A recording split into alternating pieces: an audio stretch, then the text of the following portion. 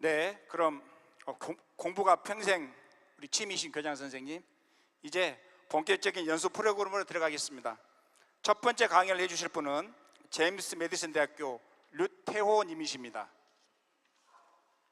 유태호 교수님께서는 미국 온라인 러닝 저널 학술지 편집위원이시며 고용노동부 유관기관인 한국기술대학교 능력개발원 해외 전문가이십니다. 성적 없는 성적표, 교육은 어떻게 진화할까라는 주제로 우리가 앞으로 나아가야 할 미래 교육에 대해 강연을 해 주시겠습니다. 유태호 교수님을 뜨거운 박수로 맞이해 주시기 바랍니다.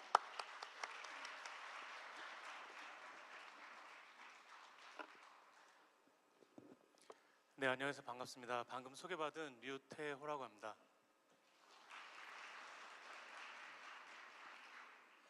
요즘 되게 많이 힘드시죠?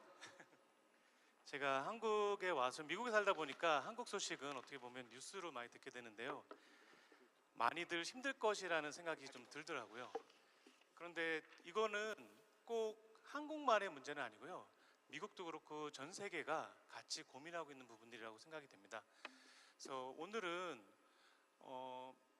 그러니까 지금 되게 힘든 부분들은 결국에는 변화를 이끌어내기 위한 과정이기 때문에 그렇거든요. 그래서 이 변화를 이끌어내기 위한 과정 중에 가장 궁극에 도달했다고 보시면 좀 좋을 것 같습니다. 그래서 이제 우리가 교육의 변화를 이룰 수 있는 때가 좀 다가오고 있다고 보시면 좋은데, 어떻게가 더 중요한 상황이라고 보시면 좋을 것 같아요. 그리고 오늘 제가 말씀드릴 내용들은 미국의 고등학교 선생님들이, 그러니까 고등학교 교장 선생님들이 고민했던 부분에 대한 얘기거든요. 그래서 좀 들으시면서 우리가 만약에 저런 내용들로 우리 학교 내에서 변화를 한다면 어떤 부분들이 가능할까? 혹은 저런 교육을 하기 위해서는 우리는 무엇부터 바꿔야 될까? 그런 부분들을 좀 중점적으로 고민하시고 생각하시면서 들어주시면 좀 감사드릴 것 같습니다.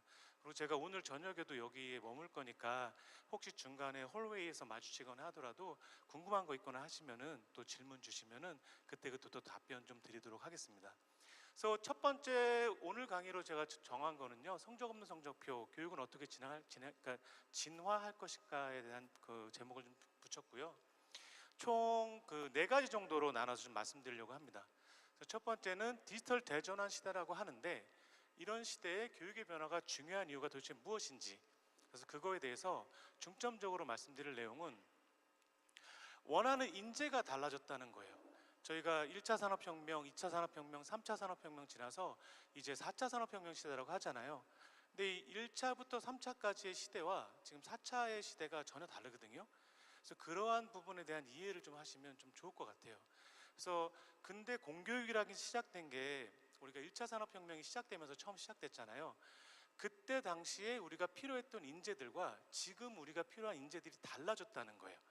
그렇기 때문에 교육을 변화하지 않으면 조금 어렵다는 얘기고요. 그리고 왜 성적 없는 성적 표현가?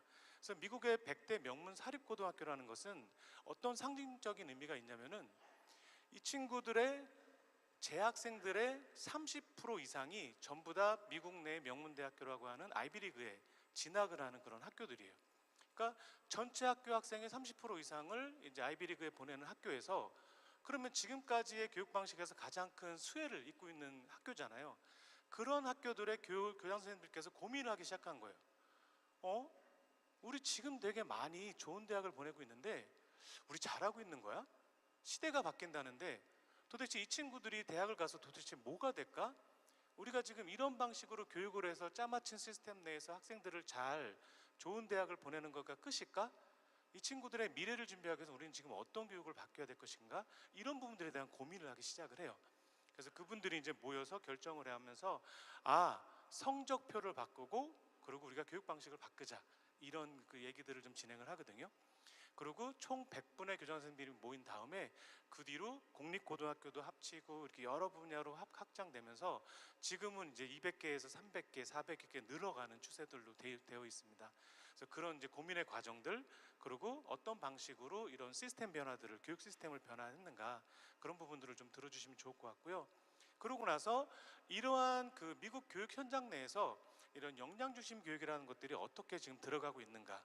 그래서 영양중심 교육이라는 거는 한국에서도 2015 교육개정에서 뭐 들어가면서부터 초등학교부터 중학교, 고등학교 전체 과정에 영양중심 교육이라는 게 들어갔다고 제가 들었거든요. 근데 보면은 또 어떤 얘기도 들리냐면 있는데 어떻게 하고 있는지는 없다.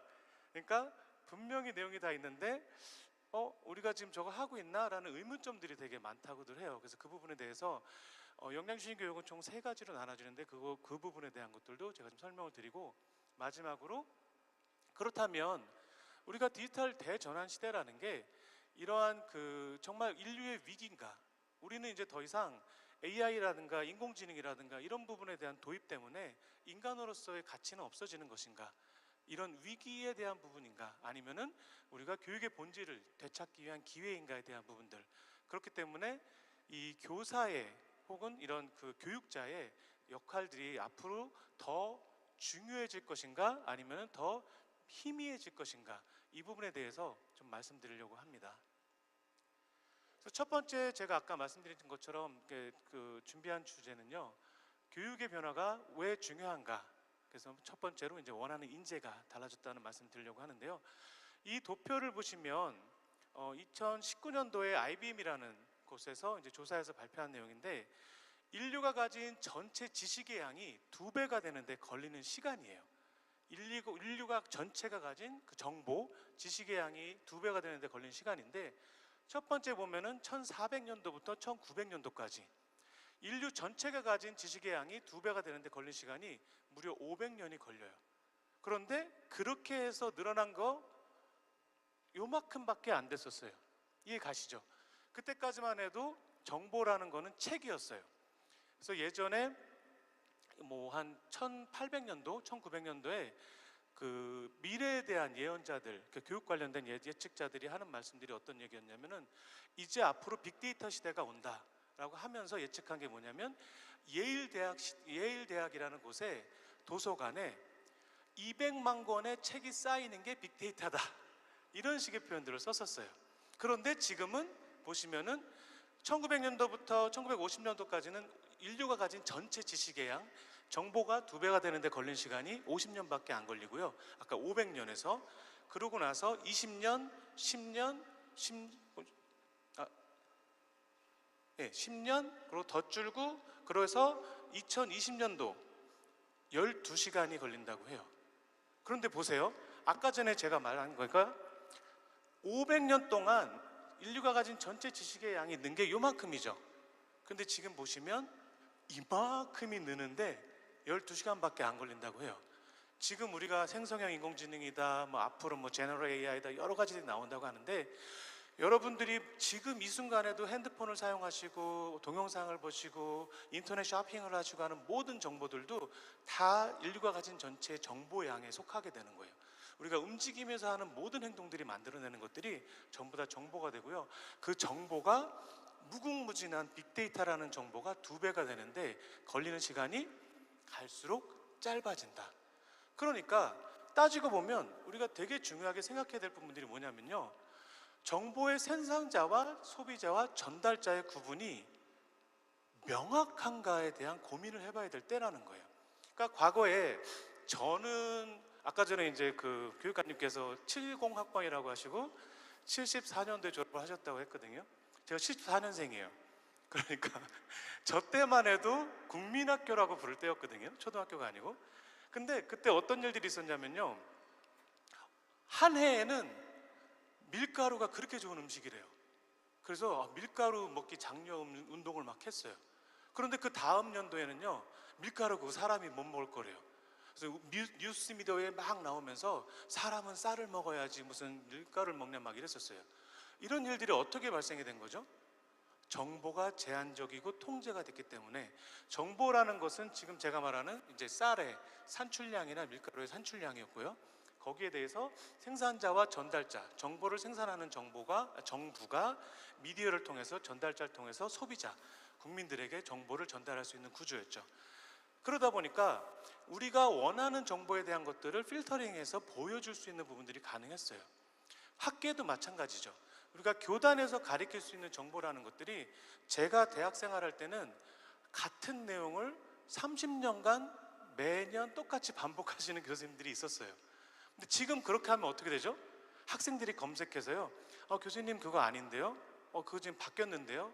뭐 며칠 전에 그 새로운 논문이 나왔습니다. 이런 식으로 이제 따져 물을 수 있는 상황들이 발생을 하는 거예요.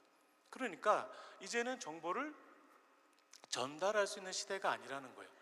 그렇기 때문에 학교 내에서 교육하는 부분들에 대한 것들도 학생들이 우리가 기억해야 될 정보와 이해해야 될 정보가 있고, 그거는 머릿속에서 받아들이는 외부 정보가 들어오는 정보들, 내 머릿속에 이제 그 단기 기억을 통해서 장기 기억으로 넘어가는 부분들에 대한 정보고요. 그러고 나서 들어온 정보를 꺼내서 활용하는 부분에 대한 정보들이 필요하거든요. 그것은 적용하고 분석하고 평가하고 창의하는 그런 그 상위 레벨의 그런 정보 생성에 대한 부분들에 대한 것들이 필요해요. 그러니까 앞으로의 시대는 정보가 이렇게 많이 느는데, 빠르게 느는데, 그거를 교육 과정 내에서 전부 다 가르치기는 쉽지가 않다는 거예요.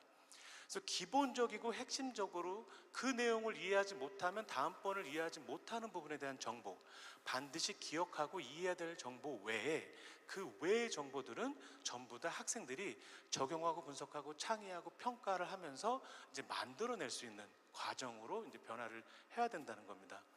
그래서 이거는요, 그 세계경제 포럼이라고 들어보셨죠? 그때 4차 산업혁명이라는 것도 선언한 것인데, 거기서 나온 그 자료예요. 자료인데 여기 나오는 내용들은 몇 년도에 그때 당시에 필요한 인재상에 요구되는 역량들에 대한 정보거든요. 그래서 저 왼쪽 끝에 보는 2015년도라고 제가 표시해 놓은 거는 3차 산업혁명 시대를 말해요. 그리고 2020년도라고 적어 놓은 거는요 4차 산업혁명 시대를 말하고요. 그러고 나서 2023, 2027이라고 해서 작년도에 새로 보고서가 나왔거든요. 4차 산업혁명이 시작된 이후에도 또 변화가 시작된 거예요. 어떻게? 생성형 인공지능 시대에 필요한 인재에 대한 역량군이 또 바뀌었어요. 그러니까 우리가 교육과정을 설계할 때 기억하고 이해해야 되는 정보에 대한 부분들 뿐만 아니라 이러한 역량들을 갖춘 학생들을 내보낼 수 있는가, 배출할 수 있는가에 대한 부분들을 생각을 해야 되는 시대가 왔다는 거예요. 첫 번째 보면은 3차 산업혁명 시대에 필요한 역량들을 보면은요, 복합문제 해결 능력, 협업 능력, 인적 자원 관리 능력, 비판적 사고 능력, 협상 능력, 품질 관리 능력, 서비스 지향성, 이런 내용들이 주로 이제 중요한 역량들이었는데, 그리고 여기 나와 있는 내용들은 미국의 노동부가 있거든요. 노동부에서 발행하는 직업 네트워크라는 그 오넷이라는 그게 있어요. 그래서 거기에서 나와 있는 역량군들을 분석을 한 거고요. 여기 보시면은 3차 산업에서 4차 산업혁명으로 바뀌면서 창의력이라는 게 10위에서 3위로 껑충 뛰고요. 그러고 나서 인지적 유연성이라든가 감성 능력, 없던 것들이 새로 들어와요. 그리고 이 10가지 중에 복합문제 해결 능력, 비판적 사고 능력, 창의력, 협업 능력, 감성 능력, 이 10가지 중에 무려 4가지는 사회적 역량에 속해요. 그리고 나머지 3개는 인지적 역량에 속해요. 그러니까 이 4차 산업혁명 시대라는 곳에 필요한 학생들은, 인재들은 어떤 게 요구가 되냐면, 내가 무언가를 잘하는 학생이 아니고요, 누군가를 공감할 수 있고 누군가와 협업할 수 있고 누군가와 함께 만들어내면서 어떤 시너지를 만들어낼 수 있는 역량을 갖추지 못하면 도태되는 학생이 될 수 있다는 거예요. 그런 인재는 우리가 이제는 원하지 않는다는 거예요. 그러니까 우리 학교 교육 내에서도 다시 한번 생각해 봐야 될 게, 지금의 입시 방식, 지금의 교육 방식에서 이렇게 학교 과정을 마친 친구들의 사회적 역량이 증가할 수 있을까? 인지적 역량이 증가할 수 있을까? 여기서 보시면은 인지적 유연성, 그런 부분들이 이제 인지적 역량에 속하는 부분들이거든요. 그러니까 어떠한 내용을 설명을 하거나 뭐 행동을 할 때, 예를 들어서 여기서 지금 부산으로 이동한다고 생각해 보시면요, 기차도 탈 수 있고 자동차도 탈 수 있고 자전거도 탈 수 있고 걸어도 갈 수 있고 가야 되는 부분에 대한 것들만 생각을 할 수 있잖아요. 근데 인지적 유연성 있는 친구들은 이렇게 할 수도 있어요. 꼭 가야 돼? 우리가 미팅이라는, 회의라는 걸 하는 게 되게 중요한 거 아니야?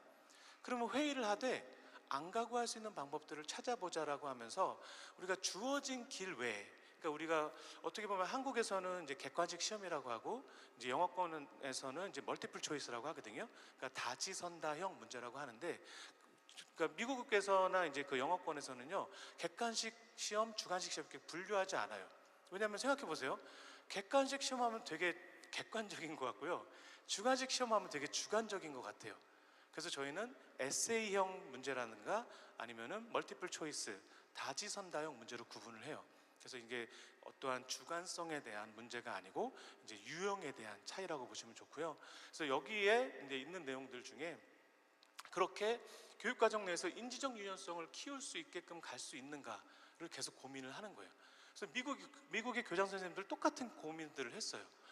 그래, 우리가 지금 앞으로 4차 산업혁명 시대가 시작된다고 그러고 디지털 전환이 된다는데 우리가 열심히 가르쳐서 학생들은 좋은 대학을 보내는데 그게 무슨 의미가 있지를 계속적으로 고민한 거예요. 그래서 이제 제가 좀 계속 얘기를 이어가자면 2023년도에서 2027년도 앞으로 5년간 변화될 이제 생성형 인공지능 시대에 요구되는 그 역량들을 보면요, 분석적 사고력, 창의적 사고력, 그러니까 우리가 기본적인 틀 안에서 이제 발생하는 그런 답을 찾는 것이 아니고 그것을 벗어나는 답들을 찾아야 되는 역량들이 필요해진 거예요. 이게 왜 그러냐면요, 3차 산업혁명 시대까지만 해도 기존에 각각의 분야별로 1등들이 있었어요. 그 1등을 죽어라 쫓아가고 그 1등을 따라가려고 노력을 하면 우리가 2등을 할 수가 있었어요. 그런데 이 4차 산업혁명, 디지털 전환 시대라는 것의 특성은 뭐냐면요, 망망대에 어느 등대도 없어요. 그러니까 1등이라는 좌표들이 있어서 그 1등을 쫓아갈 수 있는, 그 등대를 쫓아갈 수 있는 것이 없다는 거예요.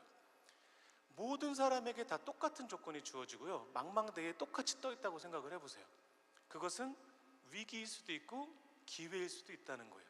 어느 분야에 들어가기 위한 진입 장벽 자체도 낮아졌지만 어느 분야에도 못 들어갈 수 있는 확률도 높아졌다는 뜻이거든요. 그래서 그런 부분들 때문에 이러한 그 창의적 사고력에 대한 부분들도 되게 중요해지고 있는 겁니다. 그래서 다시 한번 말씀드리면 우리의 교육과정 내에서 이러한 그 분석적 사고력이라든가 창의적 사고력, 리더십이라든가 사회적 영향력, 회복 탄력성이라든가 유연성, 호기심이라든가 평생학습, 이런 부분들에 대한 것들을 이제 키울 수 있는가. 그래서 미국에서 최근에 이제 가장 그 화두가 되는 주제는 어떤 거냐면 공부를 할 수 있는 법을 배우는 공부. 그래서 learn how to learn. 그래서 공부를 내가 할 수 있는, 근데 공부를 잘하는 부분들이 아니고요, 공부에 관심을 갖고, 왜냐면 motivation이라고 그래서 동기가 가장 중요한 상황이 된다는 거예요. 내가 동기가 없는데, 여기 교장 선생님들은 동기가 너무 많이 있으셔서 여기 앉아 있다고 저는 믿지만, 동기가 없으면요, 앉아 계시지만 딴 생각을 할 수 있고요, 동기가 없으면 앉아 계시지만 집중이 안 돼서 내용이 하나도 이해가 안 될 수 있거든요. 그래서 이제 동기가, 이 모티베이션이 부여가 되는 상태가 되면 귀가 열리고 눈이 열리고 이제 머릿속에서 이제 이해가 되기 시작되는 거거든요. 그래서 그런 부분들에 대한 것들을 이제 평생학습, 그리고 이제 디자인과 사용자 경험, 동기와 자기인식, 공감과 적극적인 경청 능력, 이런 부분들에 대한 내용들이 앞으로 되게 중요한 역량이 된다는 거예요. 그런데 생각해 보시면은 생성형 인공지능 시대가 되고, 그리고 앞으로는 뭐 제너럴 AI, 그래서 우리가 사람과 똑같은 활동을 할 수 있는 인공지능들이 나오는 시대라고 하면 대부분 어떤 부분들을 강조하려고 하죠? 이제 기술이 중요하대, 이제 코딩이 중요하대, 이제 막 수학적인 사고가 되게 중요하대, 이런 부분들을 직장 내에서도 되게 중요한 그 역량이라고 생각할 거라고 생각이 되는데 여기 뽑은 것들은 전혀 그렇지가 않다는 거예요. 그렇죠? 그러니까 우리가 그런 기술 중심의, 아까 우리 회장님도 말씀하시고 그 여러 이제 다른 분들도 말씀하셨지만 기술에 대한 부분들이 중요하기보다는 우리가 교육 과정 내에서 선생님들을 통해서, 교사를 통해서 학생들이 얼마만큼 자신의 그런 내가 누군지를 알 수 있고, 내가 무엇은 잘하고 무엇은 못하고, 그리고 내가 내 주변 친구들을 한번 돌아볼 수 있고, 그 친구들은 지금 어떤 고민을 하는가, 내가 어떤 부분들에 대해서 말을 해줄 수 있는가, 이런 부분들을, 그래서 사회적인 역량이라든가 인지적인 유연성, 이런 부분들을 키우는 것들이 되게 중요해지고 있다는 겁니다. 그래서 지금 계속 제가 역량이라는 표현들을 썼는데요, 역량이라는 뜻을 조금 다시 우리가 곱씹어 볼 필요가 있어요. 그래서 그 부분에 대한 말씀을 좀 드리려고 하는데, 역량과 우리가 능력, 이 두 단어가 되게 헷갈려서 많이 쓰거든요. 그래서 두 가지를 분류해 보면요, 역량이란 단어는 confidence라고 부르고요, 단어가 뒤가 달라요. cy로 끝나고요. 능력이라는 부분은 confidence로 끝나요. 그래서 ce 뒤에 이제 그 단어가 ce로 끝나거든요. 근데 얘네들의 엄마가 똑같아요. 라틴어의 얘네들의 어원을 보면요, confidentia라는 단어에서 나와요. 근데 이거는 어떤 뜻이냐면요, 누군가에게 역할을 부여하다는 뜻이에요. 그러니까 누군가에게 역할을 부여하려다 보니까 그 사람의 역량도 필요하고 능력도 필요했던 거예요. 그럼 여기 보면은, 여기서 그 윗부분에 이게 물로 치면은요, 우리가 빙하를 보면 물 위에 뜬 분들은 보통 우리가 빙산의 일각이라는 표현을 쓰죠.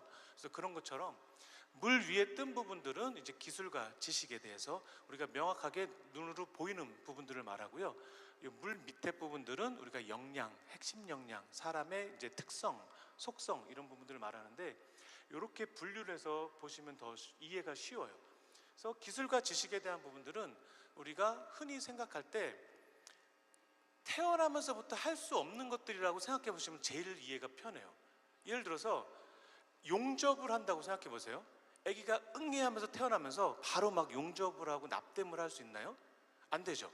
그런 부분들은 태어난 이후에 자라면서 배우는 학습 과정을 통해서 혹은 숙련 과정을 통해서 배우는 것들이 기술과 지식, 그래서 그거는 confidence, 능력에 대해서 연결되는 부분들이고요.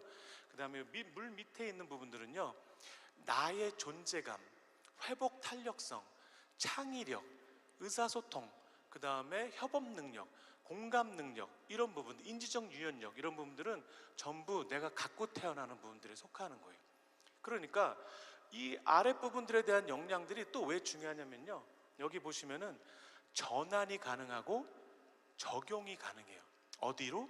다른 분야로 이동하면서 전환이 가능하고 적용이 가능하다는 거죠. 그래서 생각해 보시면 의대에서 배운 의술이 법대에서 활용이 가능한가요? 어렵죠. 물론 뭐 의학적인 지식에 대한 부분들로 소송을 진행할 때 도움은 될 수 있지만, 내가 메스를 사용하고 뭐 몇 센치로 꼬매고 하는 부분들에 대한 것들은 이제 법대에서는 사용이 불가능하잖아요. 그래서 다른 분야로 넘어가면서 전환이 되거나 적용이 되기가 어려운 부분이 기술과 지식에 대한 부분들이고요. 이 물 밑에 것들은 그냥 본인 스스로예요. 나 본인 스스로. 그러니까 나는 누군가를 더 공감할 수 있는 친구고, 나는 조금 더 협업에 그런 장점을 갖고 있는 친구고, 나는 회복 탄력성, 나는 실패했을 때 다시 일어날 수 있는 나의 힘이 있는 친구고, 이런 부분들이 전부 다 이 물 밑에 이제 역량에 속하는 부분들입니다. 그래서 이런 부분들이 되게 중요해지는 부분들이에요. 그래서 저희가 교육과정 내에서 기술과 지식에 대한 부분들도 이제 가르치는 것도 중요했지만, 미국의 교장 선생님들이 집중한 건, 저 물밑의 역량들을 어떻게 우리 교육과정 내에서, 교육과정을 완전히 뜯어고치자는 게 아니고요, 지금처럼 교육하는 과정 중에서 어떻게 변화할 수 있을까를 고민했던 겁니다. 그래서 그러한 예를, 그 역량에 대한 것들이 갖고 태어나는 부분들이 많다라는 예 중에 하나가 뭐냐면 창의력에 대한 얘기였어요. 창의력. 그래서 이거는 1968년도에 그 미국의 그 나사 우주 항공국 있죠. 거기서 조지 랜드 박사한테 창의력에 대한 테스트를 할 수 있는 그 도구를 개발해 달라고 해요. 그런데 이러한 내용이 나오게 된 것도 되게 재밌는 게, 한국도 그렇고 미국도 그렇고 어떠한 사회적 문제나 외교적 문제나 외부적 문제가 발생하면 항상 정치권에서는 어떤 얘기 하죠? 교육이 문제야. 그런 얘기 하잖아요. 이게 똑같은 상황이었어요. 미국에서 미국하고 소련하고 막 그 우주 경쟁할 때 있었잖아요. 그러다가 소련이 먼저 뭘 하죠? 1957년도에 스푸트닉 1호를 인공위성을 이제 발사를 성공을 해요. 그러니까 미국 정치권에서 난리가 나요. 아니 도대체 소련보다 우리 교육이 뭐가 문제가 됐길래 우리가 왜 더 먼저 못 사? 우리 애들은 왜 창의력이 없어? 막 이런 문제가 발생이 된 거예요. 그러면서 교사 양성 과정을 뜯어고치기 시작을 해요. 그래서 그 전에 지금 1957년도 소련이 먼저 인공위성을 발생하기 전까지의 교육 과정에서 그 뒤로부터 이제 교사 양성 과정을 전부 뜯어고치면서 어떻게 바뀌냐면은 교사 교육을 역량 중심 교육으로 바뀌라고 해요. 그러니까 거의 한 80년 정도 된 역사를 갖고 있는, 60년 정도 역사를 갖고 있는 거죠. 그러면서 법제도를 바꾸고요. 그 교대와 사대에 지원금들을 밀어주면서 역량 중심 교육으로 바꾸는 이런 그 과정들을 운영하는 학교에 이제 지원금들을 밀어주기 시작합니다. 그러는 가운데 이제 10년 정도 지났을 때 1968년도에 이런 창의력에 대한 테스트를 해요. 그런데 이때 모집한 친구들이 한 1600명 정도의 친구, 그때 당시 5세 아이들이었거든요.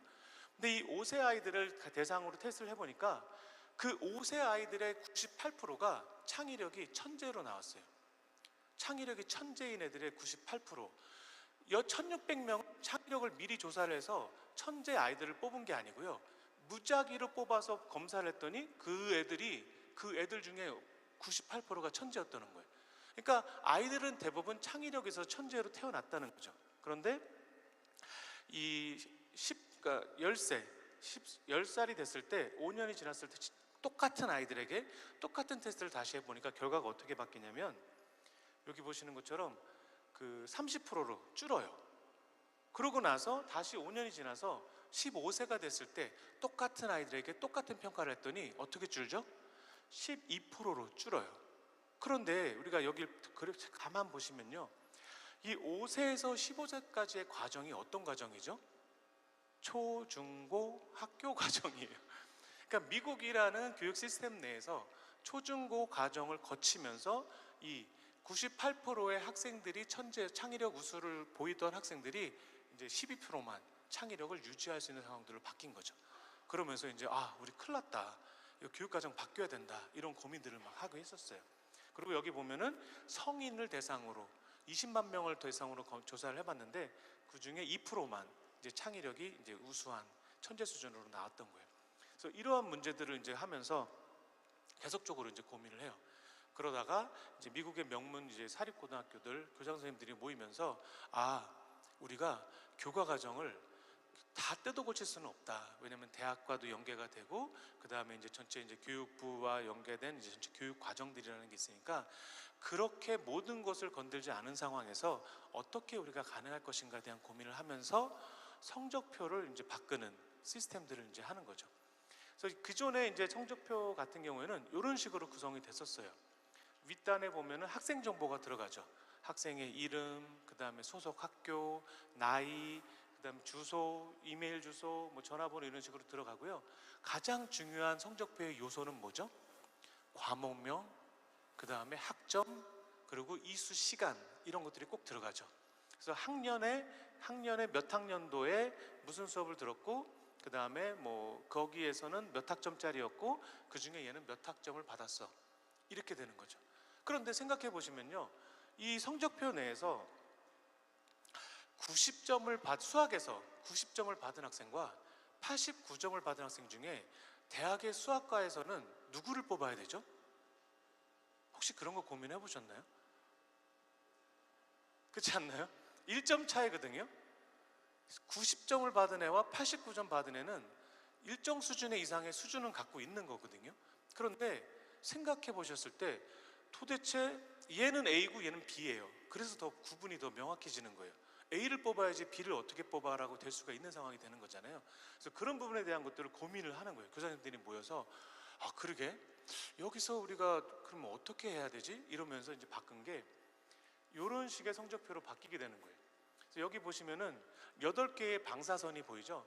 그래서 8개의 방사선이 보이는 것들이 이제 분석적이고 창의적인 사고, 복합적 의사소통, 리더십과 팀워크, 디지털 양적 리더러시, 세계적 시각, 적응력, 진취성, 모험정신, 진실성과 윤리적 의사결정, 그리고 마음의 습관, 그러니까 사고방식, 이렇게 8가지로 바꿔요. 그러니까 교육 과정의 변화보다는 교육 과정에서 똑같이 시험을 보고 가리키는 것들을 진행하면서 평가 방식에 대한 변화들을 주기 시작하는 거죠. 그래서 평가 방식을 어떻게 변화를 하냐면 단순히 학생들에게 너는 맞았어, 너는 틀렸어, 이렇게 주는 게 아니고 학교의 수업 구성에 대한 부분들을 전부 다 쪼개서 분석을 하는 거예요. 학교 내 수업에서 우리가 뽑아낼 수 있는 역량이 뭔지를 우리가 매핑이라는 작업을 하거든요. 역량 매핑 작업이라는 것들이 있는데 이 수학에서 혹은 뭐 과학에서, 영어에서, 국어에서, 역사에서 과목과 상관없이 이 숙제의 내용을 배우기 위해서 요 1차시 교육 내에서 얻을 수 있는 역량들은 무엇인가를 다 매핑 과정을 통해서 뽑아내는 거예요. 그래서 똑같은 시험을 봐도 이 친구가 무엇을 맞았다, 틀렸다, 그래서 얘는 89점이야, 얘는 90점이야 이렇게 내는 게 아니고, 얘는 이 문제 풀이 과정 중에 무슨 역량을 키울 수 있었어로 평가를 하는 거예요. 이해 가시죠? 그래서 그런 식으로 분석을 하고 그런 식으로 모은 데이터를 통해서 이런 식의 성적표를 구현을 할 수가 있었던 거죠. 그리고 또 다른 특징은요, 아까 다시 말씀드려서 조 성적표는 종이 방식인가요? 디지털 방식인가요? 물론 뭐 디지털 방식일 수 있죠. 저희도 온라인에서 프린트 됩니다 이럴 수 있잖아요. 그렇죠? 근데 그럼에도 불구하고 이거는 변화가 불가능한, 그리고 세부적인 내용을 또 들여다볼 수 없는 이미 결정된 형태의 성적표죠. 그런데 여기는요, 지금 보이는 단편적인 모습 외에 그 안으로 들어가면 들어갈수록 이 학생들의, 그러니까 미국의 교과 과정은, 한국은 고등학교가 3년이잖아요. 미국은 4년이에요. 그리고 여기는 유치원이 공교육에 들어가죠. 그러면 똑같을 수 있겠네요. 그러니까 미국은 K-12라고 그래서 유치원부터 12학년까지 나눠지는데 K부터 5, 6, 7, 8, 9, 10, 11, 12 이렇게 해서 고등학교가 총 4년제로 나눠지는데 4년간의 학생이 무엇을 했는지를 다 볼 수가 있어요. 그래서 여기서 그 교사 선생님들의 목적은 뭐였냐면, 입학 사정관들이 볼 때 이 한 장의 성적표를 보고 2분 내에 이 학생이 어떤 학생인지를 분석을 하고 파악할 수가 있으면은 그게 가장 우리가 목표하는 목표였어요. 그러니까 여기서 저 그래프를 딱 보고 여기가 지금 무슨 역량들을 얻었고 이걸 딱 보면서, 아, 이 학생은 창의력이 뛰어난 친구구나, 이 학생은 협업 능력이 뛰어난 친구구나, 이 학생은 공감 능력이 뛰어난 친구구나, 이런 부분들을 봐야 되는데, 제가 여러 나라를 다니면서 강연을 하다 보면 어떤 문제들이 발생하냐면요, 저 친구는, 여기서도 한번 물어볼까요? 저 친구는 공부 잘하는 학생일까요? 못하는 학생일까요? 한번 손을 들고 말해 주실 분 계실까요? 잘하는 학생이에요? 이거 의외의 답이네요. 이걸 보여드리면 다들 저 친구는 그런데 공부 못하는 친구 아닌가요? 라고 해요. 왜죠? 우리가 이 고정관념 속에서 갖추고 있는 게 이 원이죠. 원의 끝이 다 차 있나요? 안 차 있나요? 안 차 있죠. 그러니까 저거 보고 얘는 상당히 수준이 낮은 친구인데요? 이렇게 되는 거예요. 그게 아니라 그냥 정거예요. 그러니까 어떤 분은 눈이 크고 어떤 분은 눈이 작고 어떤 분은 키가 크고 어떤 분은 키가 작고, 그렇다고 해서 우리가 모든 사람을 다 똑같이 만들려고 안 하잖아요. 그 사람의 개성을 존중하는 부분들을 우리가 갖추고 있듯이 이 친구를 그냥 요대로 바라봐야 되는데, 이렇게 성적표를 구성하니까 이 친구는 채워야 될 게 되게 많은 아주 부족한 친구처럼 인식을 하게 되는 거예요. 그래서 그렇게 보시면 안 되고 그냥 이거는 이 친구다, 이 조셉 스미스라는 이 친구인 거예요. 그래서 이 친구는 창의력은 우수한데 협업은 좀 낮아요. 그런데 이게 문제라고 말하고자 하는 게 아니고요, 협업이 낮은데 협업을 필요로 하는 직무 분야로 가고 싶어 해요. 그럼 어떻게 해야 되죠? 협업을 향상시킬 수 있는 수업을 더 많이 듣거나 과정을 더 듣게끔 해줄 수가 있는 거죠. 그런데 이 상태로도 이 친구가 가고자 하는 직무 분야에서의 자기가 원하는 역량들을 갖췄다고 돼 있으면 더 할 필요는 없는 거예요. 그러니까 이거는 현재로서 이 친구를 보여주는 거지 더 이 원을 채우기 위한 그런 목표는 아니다. 그리고 여기 보시면 각각의 하나의 역량별로 하위 역량들을 다 분석을 해놨어요. 그래서 이것도 마찬가지로 어떤 방식으로 했다고 그랬죠? 매핑이라는 방식으로.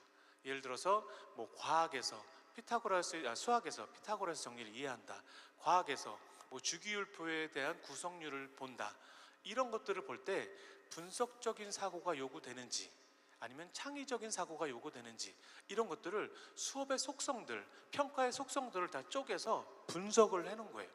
그래서 그런 것들을 나열해서 지금 첫 번째 분석적이고 창의적인 사고력에서는 어떤 하위 역량들이 필요하다.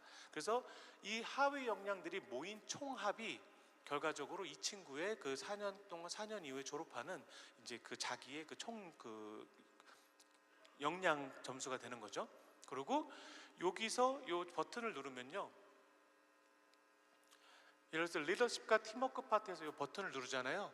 그럼 이 버튼의 하위 역량으로 들어가고, 이 하위 역량에서 아까 제가 이 목표는 뭐라고 그랬죠? 입학사정관이 2분 내에 이 학생을 뽑을지 말지, 이 학생이 어떤 친구인지를 구별할 수 있게끔 해주는 게 목표인데, 더 궁금해, 이 친구는 더 좀 들여다보고 싶어, 이 친구는 단지 2분 내에 내가 쓰기에는 너무 아까운 인재 같아. 그럼 어떻게? 이 친구의 4년간의 전 과정을 다 들여다볼 수 있어요. 그래서 디지털 방식이라고 그랬잖아요. 그래서 안에 들어가면 이 친구가 고등학교 1학년 때 영어 작문 시간에는 얘가 주제 파악도 못했어요. 그러다가 2학년 되고 3학년 되고 하면서 글 구조가 너무 좋아지고 4학년 때는 뭐 소설도 썼어요. 이런 식으로 이 친구가 4년간에 했던 학습 활동에 대한 것들을 온전히 다 입학사정관이 들어가서 볼 수 있게끔 다 해놓는 거예요. 그리고 교사 선생님들의 교사분들의 코멘트라든가 이분들의 어떠한 그 지도하면서 피드백 같은 거 주잖아요. 그런 내용들을 다 볼 수 있게끔 한 거예요. 그러니까 결과적으로 이 친구들의 역량에 대한 부분들을 바라보는 것들이 대학에서 원하는 인재상과 매치가 되는 것들이 되게 중요한, 입시에도 연결되는 부분들을 생길 뿐더러, 한 친구를 내가 조금 더 그 자세히 보고 싶어져 할 때 알 수 있는, 그 친구를 들여다볼 수 있는 그런 자료, 증거에 대한 부분들, 그런 자료에 대한 부분들도 같이 제공하는 방식들로 바꿔주기 시작합니다. 그리고 이제 각각의 이제 8가지 그 세부적인 역량들을 보면은요, 첫 번째 보면은 복합적 의사소통 능력. 여기서 보면은 정의를 어떻게 내리죠? 2가지 이상의 언어로 이해하고 표현할 수 있는 능력. 근데 생각해 보시면요, 이거 되게 우리로서는 기본적인 거 아닌가요? 왜냐하면 우리는 제1 외국어라는 게 영어로 항상 들어있잖아요. 그런데 미국에서는 되게 획기적인 얘기였어요. 왜냐하면 미국은 영어가 그냥 모국어잖아요. 국어잖아요. 그리고 이 친구들은 다른 언어를 배우긴 하지만 우리처럼 우리의 수업에서의 영어처럼 우리 국영수라고 하잖아요. 그렇게 중요한 비중이 아니거든요. 그런데 거기에 이렇게 2가지 이상의 언어로 이해하고 표현할 수 있는 능력이라는 부분들이 들어간 거는 상당히 미국 정서에서는 획기적인 부분들입니다.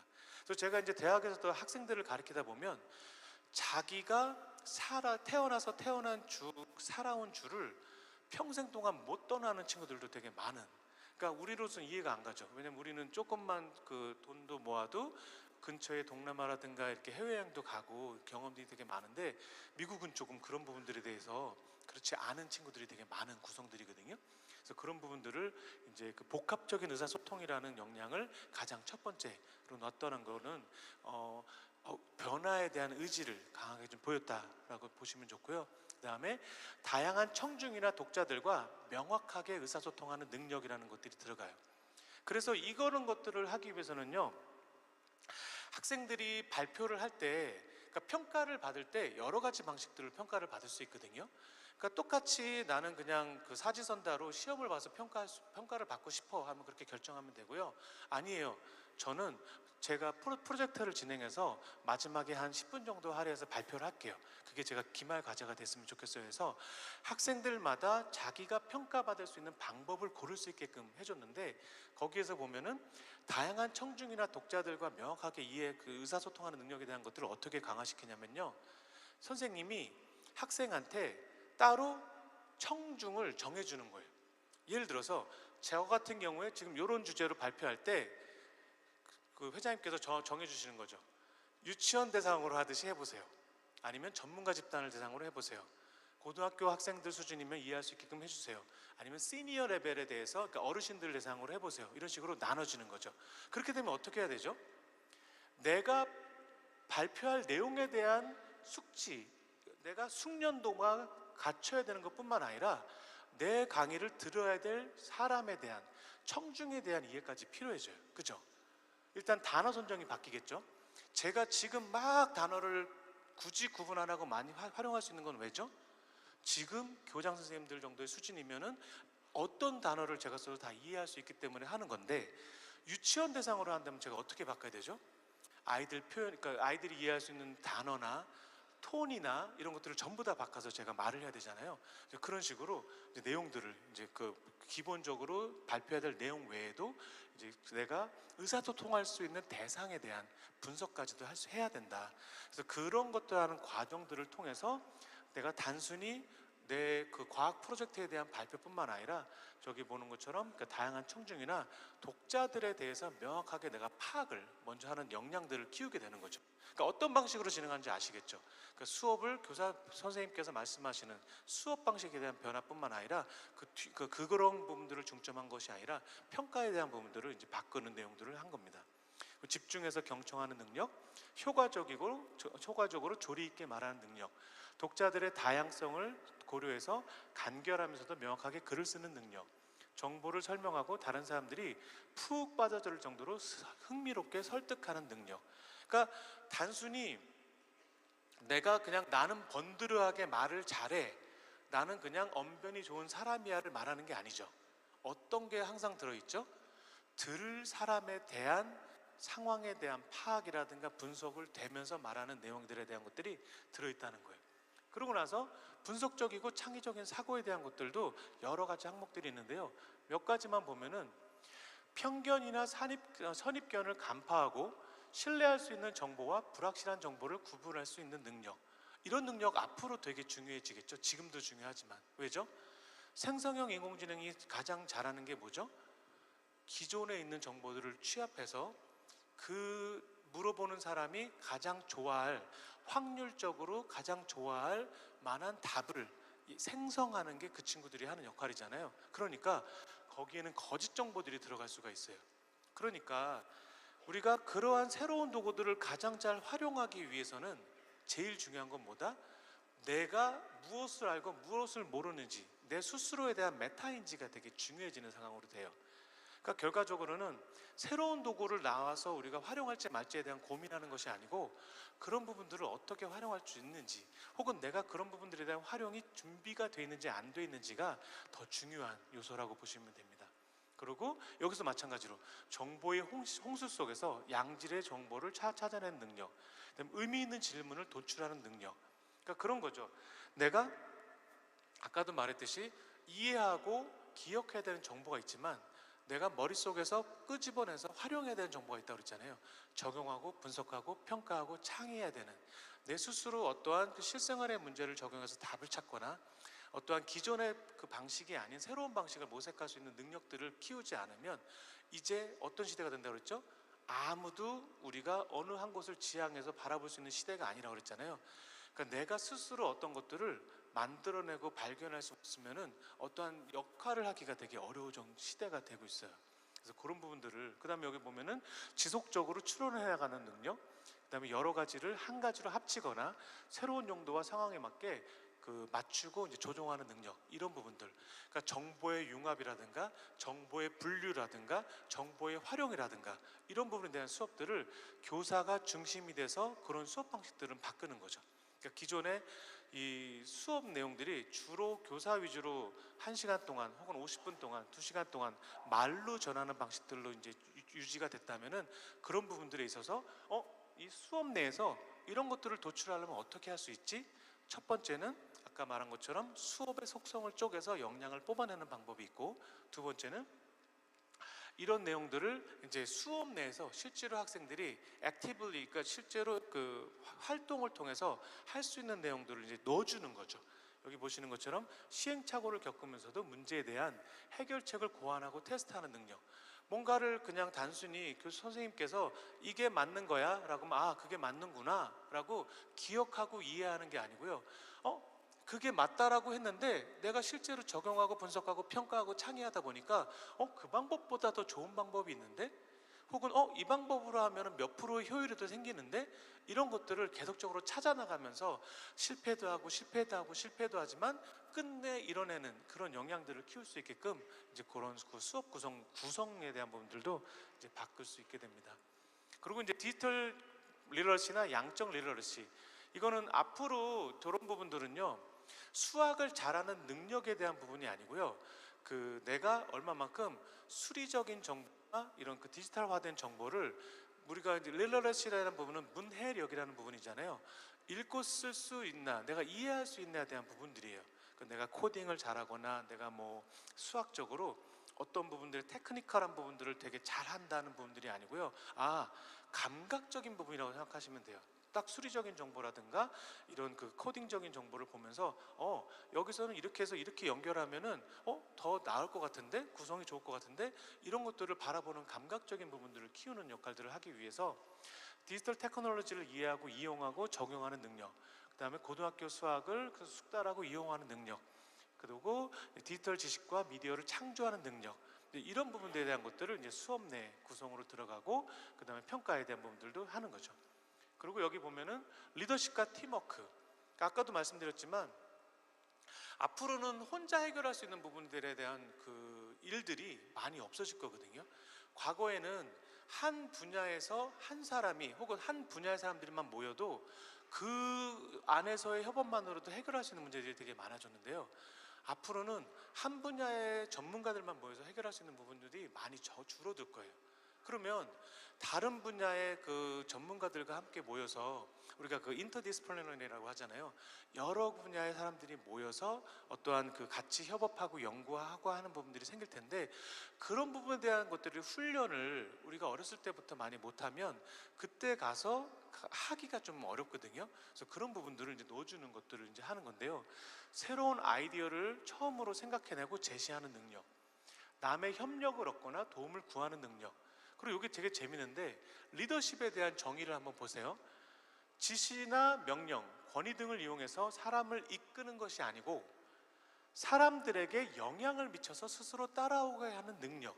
그러니까 보시면은 쟤는 리더십이 있어 라고 할 때 우리가 권위에 의한 리더십도 리더십이지만 그것을 강조하는 것이 아니고 사람을 마음으로 움직여서 그 사람들이 따라올 수 있게끔 하는 그런 리더십을 이제 추구하고 있다는 것들을 저희가 이제 볼 수가 있습니다.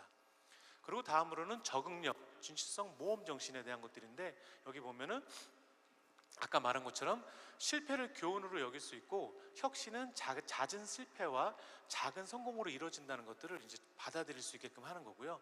그 다음에 익숙하지 않은 상황에 도전하고 탐구하고 실험하고, 그다음에 새로운 역할이나 아이디어, 전략을 모색하는 자주적 독립심을 이제 키워주는 이런 그 수업들을 진행을 하는 거죠. 근데 이게 수업으로 해서 진행해서 뭐 이거는 적응력 수업이야, 오늘은 모험 정신 수업이야, 이것이 아니라는 거예요.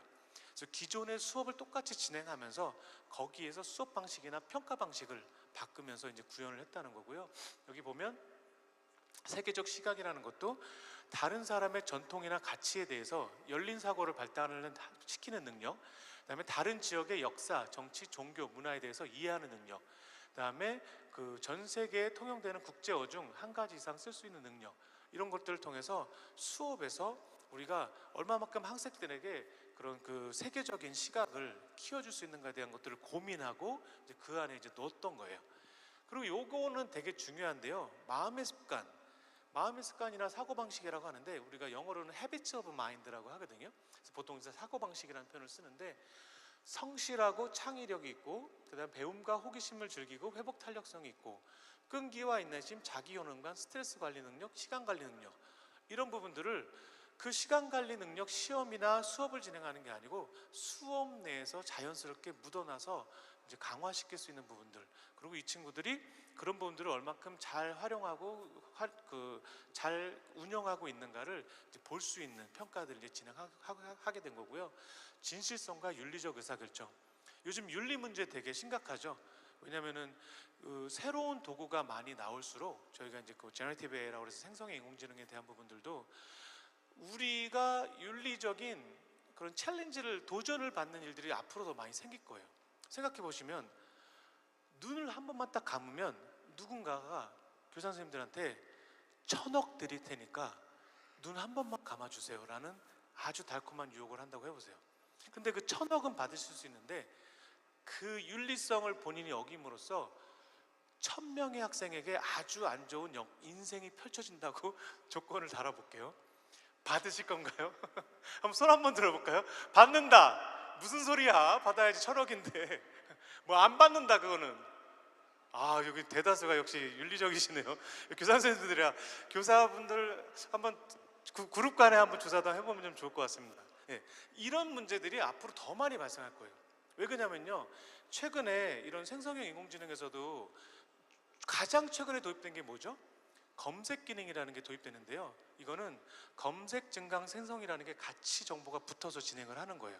그러면 기존의 데이터베이스 속에서 공부해서 학습해서 나오는 정보 외에도 우리가 실시간에 활용할 수 있는 인터넷상에서의 정보를 같이 조합해서 답을 주는 방식이거든요. 그러면 회사나 기업 입장에서 앞으로 이게 뭐가 될 거죠? 돈이 될 거예요. 왜? 이 사람들이 이 도구가, 이 생성형 인공지능 여러 가지 도구들 중에 어떤 도구에서 내가 돈을 더 주면은요, 그 도구에서 답변하는 것들을 제 거 위주로 내줄 거거든요. 이해 가세요? 그러니까 앞으로는 모든 게 다 내가 눈 한번 찔끔 감으면 다 돈이 되는 시대가 될 거라는 거죠. 그래서 그런 부분들 때문에 진실성, 정직성, 공정성, 존경심, 공감하고 이해하는 능력, 보다 큰 공동체의 이익과 행복을 위해서 책임감 있게 행동하는 능력, 이런 부분들을 이 8대 역량 내에 그 미국의 명문 사립고등학교, 그리고 지금은 이제 한 350개 그 국공립 학교들까지도 같이 함께하고 있는 이 성적 없는 성적표라는 프로젝트에 8가지 역량 중에 이제 한 축으로 집어넣었다는 게 우리가 주의해서 봐야 될 내용입니다. 그래서 이거를 진행하면서 수업을 아까 말한 것처럼 수학이다, 화학이다, 영어다, 국어다, 뭐 한국사다, 세계지리다, 이걸 바꾼 게 아니고요. 수업은 똑같이 진행을 해요. 교사분들께서 똑같이 진행하는데, 교사분들이 조금 더 그런 그 액티브 러닝이라고 그래서 학생들이 실제로 그 수업에 대해서 적용하고 분석하고 평가하고 활용하는 부분에 대한, 창의하는 부분에 대한 것들을 수업 내용의 구성에 자율성을 줘서 바꿀 수 있는 부분들도 좋고요. 또는 이제 평가에 있어서 우리가 평가 방식들을 어떻게 바꿈으로써 학생들을 그 이해하는 부분들, 그 다음에 그 기억해야 되는 부분들 정보 외에도 그 외에 보다 중요한 적용하고 분석하고 평가하고 창의하는 정보들을 이제 하는 걸로. 그래서 왜냐면은 아무리 좋은 거, 그러니까 평양 감사도 자기가 하기 싫으면 안 한다고 하고 하잖아요. 그래서 그런 것처럼 내가 아무리 좋은 교과 과정이라고 생각을 해서 학생들한테 주고 싶어도 이 친구가 원하지 않으면 이제 안 활용할 수 있는 기회도 줘야 된다는 거거든요. 그래서 제가 이제 퍼듀라는 대학에서 박사과정 할 때도 저희가 만든 모든 프로그램에서 가장 먼저 만드는 기능은 뭐냐면요, 옵트 아웃 기능이에요. 네가 원하지 않으면 안 활용할래요라고 선택할 수 있는 기능을 가장 먼저 개발을 해요. 그래서 이것도 마찬가지로 아무리 좋은 시스템으로 성적 없는 성적표를 만들어도 근데 저는 그냥 예전 방식이 제일 좋아요 하는 친구들한테는 유지할 수 있게끔 해주고, 그러고 나서 저는 도전해 볼래요, 새로운 방식들을 해볼래요 하는 친구들한테는 그 방식들을 해볼 수 있게끔 그런 기능들도 줬다. 그리고 여기 보시면서 아까 전에 제가 그 역량주심 교육에 3가지로 나눠서 진행을 한다고 그랬잖아요. 그중 첫 번째가 마스터리, 완전 학습을 구현을 하는 거예요. 지금까지는 기억하고 이해해야 되는 정보 위주로 강의를 진행하면서 학생들에게 짧은 시간에 얼마만큼 내가 기억하고 이해했는가를 평가하는 걸로 했거든요. 그러니까 기존의 하위 레벨의 정보에서 끝나버린 거예요. 그것도 완전히 학습이 안 된 채로. 그러니까 그런 문제들이 있었어요.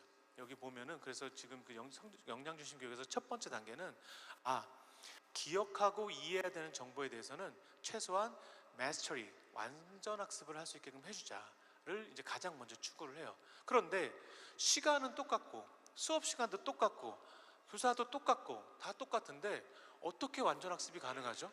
어떤 친구는 지금 1 더하기 1도 모르는데 어떤 친구는 로그를 해요. 어떻게 가능하죠? 그래서 그런 부분들 때문에 여러 가지 이제 교육 과정에 대한 개편을 또 해요.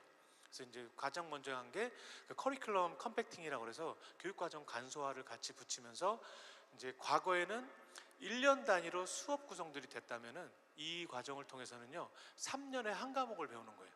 4년에 한 과목을 배우는 거예요. 그러니까 그 과정 내에서 이제 수업을 이해할 수 있는 시간들을 충분히 주는 거고요. 그다음에 맞춤형 학습 과정들을 통해서 이 학생들이 자신의 수준에 맞춰서 가장 기본 레벨의 단계는 끝내고 그 다음에 자기가 좋아하고 잘하는 분야의 수업에 대해서는 들을 수 있을 만큼 천장을 없애버리는 이런 시스템들로 이제 바꾸게 되는데, 이제 그게 이제 첫 단계가 이제 그 완전 학습 마스터리 방식으로 진행되고요. 두 번째가 제가 믹스드라고 했는데 그게 매핑에 대한 과정이에요. 그래서 매핑에 대한 과정은 똑같이 기술과 지식에 대한 부분들을 가리키지만 평가하고 그 다음에 이제 그 가리키는 이런 그 방식에 대한 것들만 트위스트하면은 그 안에서 뽑아낼 수 있는 역량군들이 달라지거든요. 그래서 역량군들을 이제 뽑아서 내가 수학이다, 화학이다, 과학이다 여러 가지 수업 중에 뽑아낼 수 있는 역량들의 총합을 계산을 해서 그 총합으로 학생들의 역량에 대한 부분들로 이제 성적표를 구현할 수 있는 것들을 하고 있는 거고요. 마지막으로 컴피던시라고 한 거는요, 역량 중심으로 수업을 해서 역량 중심으로 평가까지 하는, 그렇게 좀 세 가지로 나눠서 보시면 됩니다. 그래서 아까 제가 말씀드린 것처럼 성적 평가 방식이 달라진다고 그랬잖아요. 그래서 왼쪽에 보시는 방향에서 왼쪽에 있는 것들이 지금 같은 시험 평가 방식이죠. 그래서 수학인데 수학에서 보면 첫 번째 맞았고 두 번째 틀렸고 해서 맞고 틀리고 해서 얘는 A 이러고 나서 끝나요. 그죠? 그게 이제 기존의 평가 방식의 이제 수학 평가 시험이라면, 여기 보시면은 무엇은 맞았고 무엇은 틀렸다는 평가는 교사께서 똑같이 하세요. 그런데 여기 보면 뭐가 써 있죠? 4B, 4F, 7H 이렇게 됐죠. 이건 뭐냐면요, 이 수학 풀이 과정 중에 이 친구가 얻어낸 역량에 대한 태그를 달아주는 거예요.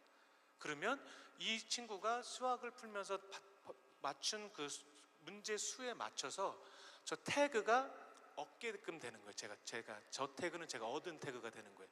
제가 학생으로서 4B 하나, 4F7 하나, 그다음에 7H 하나가 되는데, 요거는 여기 보면 나오죠. 그래서 지금 여기 4B 그러면은 저기 디지털화된 그 지식과 미디어를 창의하는 정보, 이런 식으로 해서 내가 요 수업을 들으면서 시험 평가를 받으면서 저러한 역량들을 키워낼 수 있었다라는 것들을 하는 거예요. 이해 가시죠? 그래서 지금 아까 말한 것처럼 뭐 수업을 혁신적으로 다 바꾸고 막 이랬다는 게 아니고, 기존의 수업을 진행하면서 이제 평가 방식의 변화를 통해서 이런 것들이 가능했고요. 그다음에 아까 제가 처음에 보였던 그 성적표는 초기 단계의 그런 성적표고요. 지금은 이런 식으로 또 바뀌어서 진행을 하고 있어요. 그래서 아까는 그 타원을 그 원을 다 꽉꽉 채우지 않으면 조금 부족해 보이는 것처럼 보였었잖아요. 그래서 그런 부분들을 이런 식으로 바꿔서 각각의 역량군에 대한 것들, 그래서 여기까지는 자기가 했어야 되는데 아직 미치지 못한 부분들이고요. 나머지 부분들은 지금 다 채운 부분들. 그리고 여기 오른쪽에 보면 이거를 채우면서 내가 어떤 것들을 했는지 그 증거에 대한 부분들을 다 볼 수가 있는 거예요. 그러니까 입학사정관이 혹은 뭐 학생 본인 스스로도 내가 이걸 하면서 그냥 단지 난 수학 90점을 받았구나, 화학은 60점 받았구나, 뭐 체육은 98점 받았구나, 이렇게 숫자적인 정보를 보는 게 아니고요. 제가 지금 하면 이번 학기 동안 공부하면서 내가 이런 부분들은 했고, 이런 프로젝트를 하면서 이런 피드백을 받았고, 그런 과정 속에서 내가 어떤 부분들을 더 알 수 있었고, 이런 것들을 자기가 파악할 수 있는, 그래서 내가 아는 것과 모르는 것들을 계속 꾸준히 분류를 하는 작업들을 해주는 거거든요. 그래서 그런 것들을 하면서 결국에는 본인 스스로의 메타인지가 되게 강해지고요. 그 다음에 제가 아까 말했죠, learn how to learn, 내가 배우는 방식에 대한 학습을 하는 것들을 이제 키워주는 거예요. 그래서 그런 식으로 이제 구성이 돼 있고, 이건 교사용 페이지예요. 교사용 페이지에는 각각의 학생의 이름들이 왼쪽 편에 적혀 있고요. 요게 내 수업 내에서 학생들이 키울 수 있는 역량군들이에요. 그래서 색깔이 짙게끔 돼 있는 건 이미 그 친구는 그 레벨에 도달한 상황이고요. 이게 색깔이 흐린 거는 지금 얻기 위해서 노력하고 있는 과정이고, 색깔이 아예 없는 거는 지금 못하고 있는 상황이에요. 그래서 레벨별로 다른 것들을 학생들에게 지금 뭐 완전히 완성했다, 아니면 과정 중이다, 지금 이제 뭐 새로 한 걸 하나를 얻었다, 뭐 이런 식으로 해서 다 이제 분류를 할 수 있는 식으로 나눠서 교사가 한눈에 학생들 전체의 그 역량에 대한 그 진행 과정, 그래서 이 프로그레스를 다 발전 과정에 대한 것들을 볼 수 있게끔 이렇게 좀 구성이 되어 있고요. 그리고 이건 학생 개인에 대한 페이지예요. 그러니까 결과적으로는 뭐 교사가 가장 중요한 역할을 하기 때문에 전반적인 학급 내에서의 활동에 대한 것들을 보는 것도 되게 중요하지만, 학습에 있어서의 가장 중요한 사람은 누구다? 본인이잖아요. 그래서 학생들 본인이 자기의 현황을 볼 수 있게끔, 그래서 자기가 이번 학기에 대한 현황, 그다음에 이번 1학년에 대한 현황, 그다음에 졸업하기 전까지 현황을 자기가 다 들어가서 들여볼 수 있게끔 이렇게 해놨어요. 그래서 그거를 나는 어떠어떤 역량을 해야 되는데, 그리고 중요한 건 내가 옵트인과 옵트아웃 기능들이 다 들어있을 수 있다고 그랬죠. 그래서 마찬가지로 나는 여기서의 목표가 이 예를 들어서 뭐 펀더먼털 그 전체 그 기본적인 정보에 대한 정도만 나는 하고 싶어. 그럼 저는 그거를 옵트를 인을 그쪽만 할 수가 있고요. 난 여기서 어드밴스드, 나는 심화 발전 과정까지의 역량을 키우는 거는 목표하지 않아 라는 부분들을 정할 수 있게끔 놔주는 거예요. 그러니까 학생들이 무슨 말이냐면은, 내가 어떤 친구는 미술에 너무나 큰 탤런트를, 역량, 능력을 갖고 있는 친구들이 있고요. 어떤 친구들은 뭐 미술이나 뭐 음악적인 부분에 대한 역량을 갖고 있는 친구가 있고, 어떤 친구는 체육이나 뭐 화학이나 역사나 다양한 분야에 대한 자기가 잘하는 부분과 그 좋아하는 부분들이 다르잖아요. 그래서 그런 부분들이 있어서 각 수업마다의 목표도 정해놓을 수 있게끔 하는 거예요. 그래서 제가 대학에서 학생들을 가르칠 때도 항상 수업에서 가장 먼저 하는 것들은 학업 계약서라는 걸 쓰게 해요. 러닝 컨트랙트라고 하거든요. 근데 생각해 보시면요, 러닝 컨트랙트를 쓰는 이유가 뭐냐면, 우리가 실라버스라고 그래서 강의 계획서를 학생들한테 주잖아요. 근데 강의 계획서는 누구의 계획이죠? 선생님 네 혼자만의 계획이에요. 그죠? 학생과 상의를 해본 적이 없어요. 근데 항상 어디를 가도 계약 주체자가 같이 사인을 할 때는 계약 한쪽 편과 계약 반대편이 양쪽이 협의를 해서 동의를 해서 사인을 해야 되잖아요. 근데 우리 수업에서만큼은 동의해서 사인을 한 적이 없다는 거죠.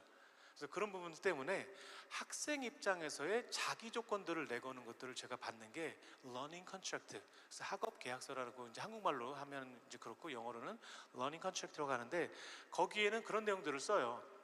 내가 이 수업에서 가장 중점적으로 배우고 싶은 내용은 뭔지, 그리고 이 수업에서 배운 내용들이 내가 이 한 학기가 끝나고 나면은 나한테 어떤 의미를 미치게 될 건지, 그리고 교수님께 내가 따로 하고 싶은 말은 뭔지, 이런 내용들을 적게 하는데요. 강의 계획서를 돌아볼 때, 우리가 같이 훑어볼 때는 어떤 걸 보냐면은 현재로서의 수업의 현황을 보는 거거든요. 근데 이 수업이 끝났을 때 이 수업이 너한테 어떤 의미, 너의 어떤 변화를 추구할 수 있는지, 아니면 너의 미래의 목표, 네 직업에 대한 목표에 어떤 역할을 할 수 있는지에 대한 것들을 생각해 보게 하는 시간은 그 친구들 수업 첫날, 수업 끝날로 미래로 보내놓는 그런 역할을 할 수가 있어요. 그래서 그런 부분들도 선생님들께서도 한번 중고등학생들하고 하시면 좀 재밌을 겁니다. 그래서 그런 식으로 모든 그런 프로그램 내에 옵트인과 옵트아웃 기능들을 이제 넣어놨다고 보시면 되고요. 그 다음에 이런 그 성적 없는 성적표, 그리고 역량 중심 교육에 대한 부분들이 이제 강화가 되면서, 강조가 되면서 이런 6가지 정도 변화가 지금 미국 사회에서는, 교육계에서는 계속적으로 발전되고 있는데, 첫 번째는 학점이나 점수, 과목명이 안 나오는 성적표. 그런데 그렇게 해서 그거를 보고 싶다, 입학사정관이. 그럼 어떻게 하죠? 옵트 아웃 기능을 체크하면은 그거를 고스란히 성적표로도, 그러니까 기존의 일반적인 성적표로도 볼 수 있고요. 학생들 스스로도 나는 그렇게 평가받고 싶지 않아 라고 하면 어떻게 되죠? 기존의 방식대로도 이제 성적표가 발행될 수 있어요. 그 다음에 학생 중심 학습, 그 다음에 선생님의 역할은 티칭에서 코칭으로 이제 바뀌는 거예요. 그러니까 기존에는 아까 제가 처음에 무슨 말씀을 드렸죠? 정보가 되게 한정돼 있었다고 그랬죠. 그래서 인류가 가진 전체 지식의 양이 2배가 되는데 500년이 걸리던 시기에는 책 한 번 내면은 500년 동안 인쇄를 받을 수가 있었어요. 안 바뀌니까, 그죠? 근데 지금은 어떻죠? 오늘 제가 책을 낸 내용이 12시간 뒤에 다른 내용이 될 수 있다는 아주 심각한, 제가 말씀을 드렸죠. 그래서 그렇기 때문에 이 선생님의 역할들이 이제 지식을 전달하는 파트에 대한 부분들은, 근데 이거는 또 학생들뿐만 아니라 선생님들에게도 되게 생각해 봐야 될 중요한 의미가 왜 있냐면요, 지식을 전달하는 것만으로는 생성형 인공지능이나 아니면 인공지능 로봇이나 이런 친구들이 더 잘할 수 있는 부분들이 있어요. 제가 그 생성형 인공지능 관련된 책을 이제 작년에 쓰면서 똑같은 질문을 100번을 해봤어요. 그런데 이 친구, 이 챗GPT라는 도구는 같은 내용을 제가 100번을 똑같이 물어보는데 한 번도 짜증을 안 내더라고요. 아, 이렇게 다시 설명해 볼게. 좋은 질문이야. 이렇게 잘 설명해. 막 이렇게 설명을 하더라고요. 근데 저도 교사로서 이제 그 대학에 있지만 미국 대학에서 항상 이제 교사가 그 교수가 되면은 이제 그 연수를 받는데 이렇게 또 앉아서 연수를 받아요. 똑같아요. 그런데 그때 항상 말하는 게 뭐냐면 어떤 질문도 허투루 듣지 말고 어떤 질문도 그냥 흘려보내지 말라고 하거든요. 그래서 저희가 항상 하는 게 뭐냐면 진짜 저건 말도 안 되는 질문 같은 게 나올 때 있거든요. 근데 그때 뭘 해야 되죠? Good question. 너무 좋은 질문이야 이러면서 그거를 수업에 끌고 들어와야 돼요. 근데 그걸 하는데 그 똑같은 질문을 100번 한다고 해보세요. 그러면은 한 3번째, 4번째, 5번째까지만 해도 제가 인내심이 있고 하니까 좋은 질문이야. 다시 한번 설명한다. 이번엔 이해할 수 있을 거야. 이러면서 막 하거든요. 근데 10번쯤 지나면 어떻게 될까요? 속에서 막 화가 치밀어 오르죠. 천불이 나죠. 내가 이렇게까지 했는데 이건 나의 문제일까 너의 문제일까 막 이런 식으로 진짜 머릿속에 막 고민이 막 생기기 시작하는 거예요. 나 그래도 나름 교육에서 유명한 사람인데 이건 정말 내가 너만 티칭을 못하는 걸까 아니면은 네가 정말 막 너무 고민이 많아지는 거예요. 그런데 이 도구는 똑같은 문제를 100번을 이해 못하겠다고 얘기를 했는데도 다시 설명하고 다시 설명하고 다른 방식으로 설명해서 제가 이제 알겠어 라고 할 때까지 설명을 하더라고요. 그러니까 이게 교사로서 사람 교사로서 잘할 수 있는 부분의 내용과 이런 그 인공지능 교사로서 잘할 수 있는 부분들이 점점 분화가 되는 상황들이 발생을 할 거예요. 그러니까 왜 그런 얘기들도 우리가 옛날에 많이 했었잖아요.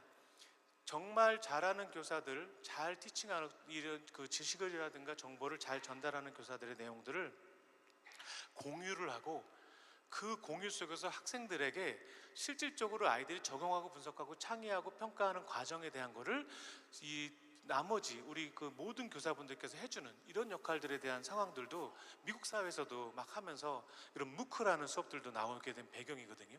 그래서 무크라는 수업들도 마찬가지로 그 우리가 온라인 그 매시브 오픈 온라인 코스라고 그래서 무료 우리가 강좌라고 하잖아요. 그것도 그런 사고 방식에서 처음에 시작이 됐던 건데 이제 그런 것처럼 인간 교사와 그 사람 교사와 이런 그 인공지능 교사의 분류점들이 생기게 될 거예요.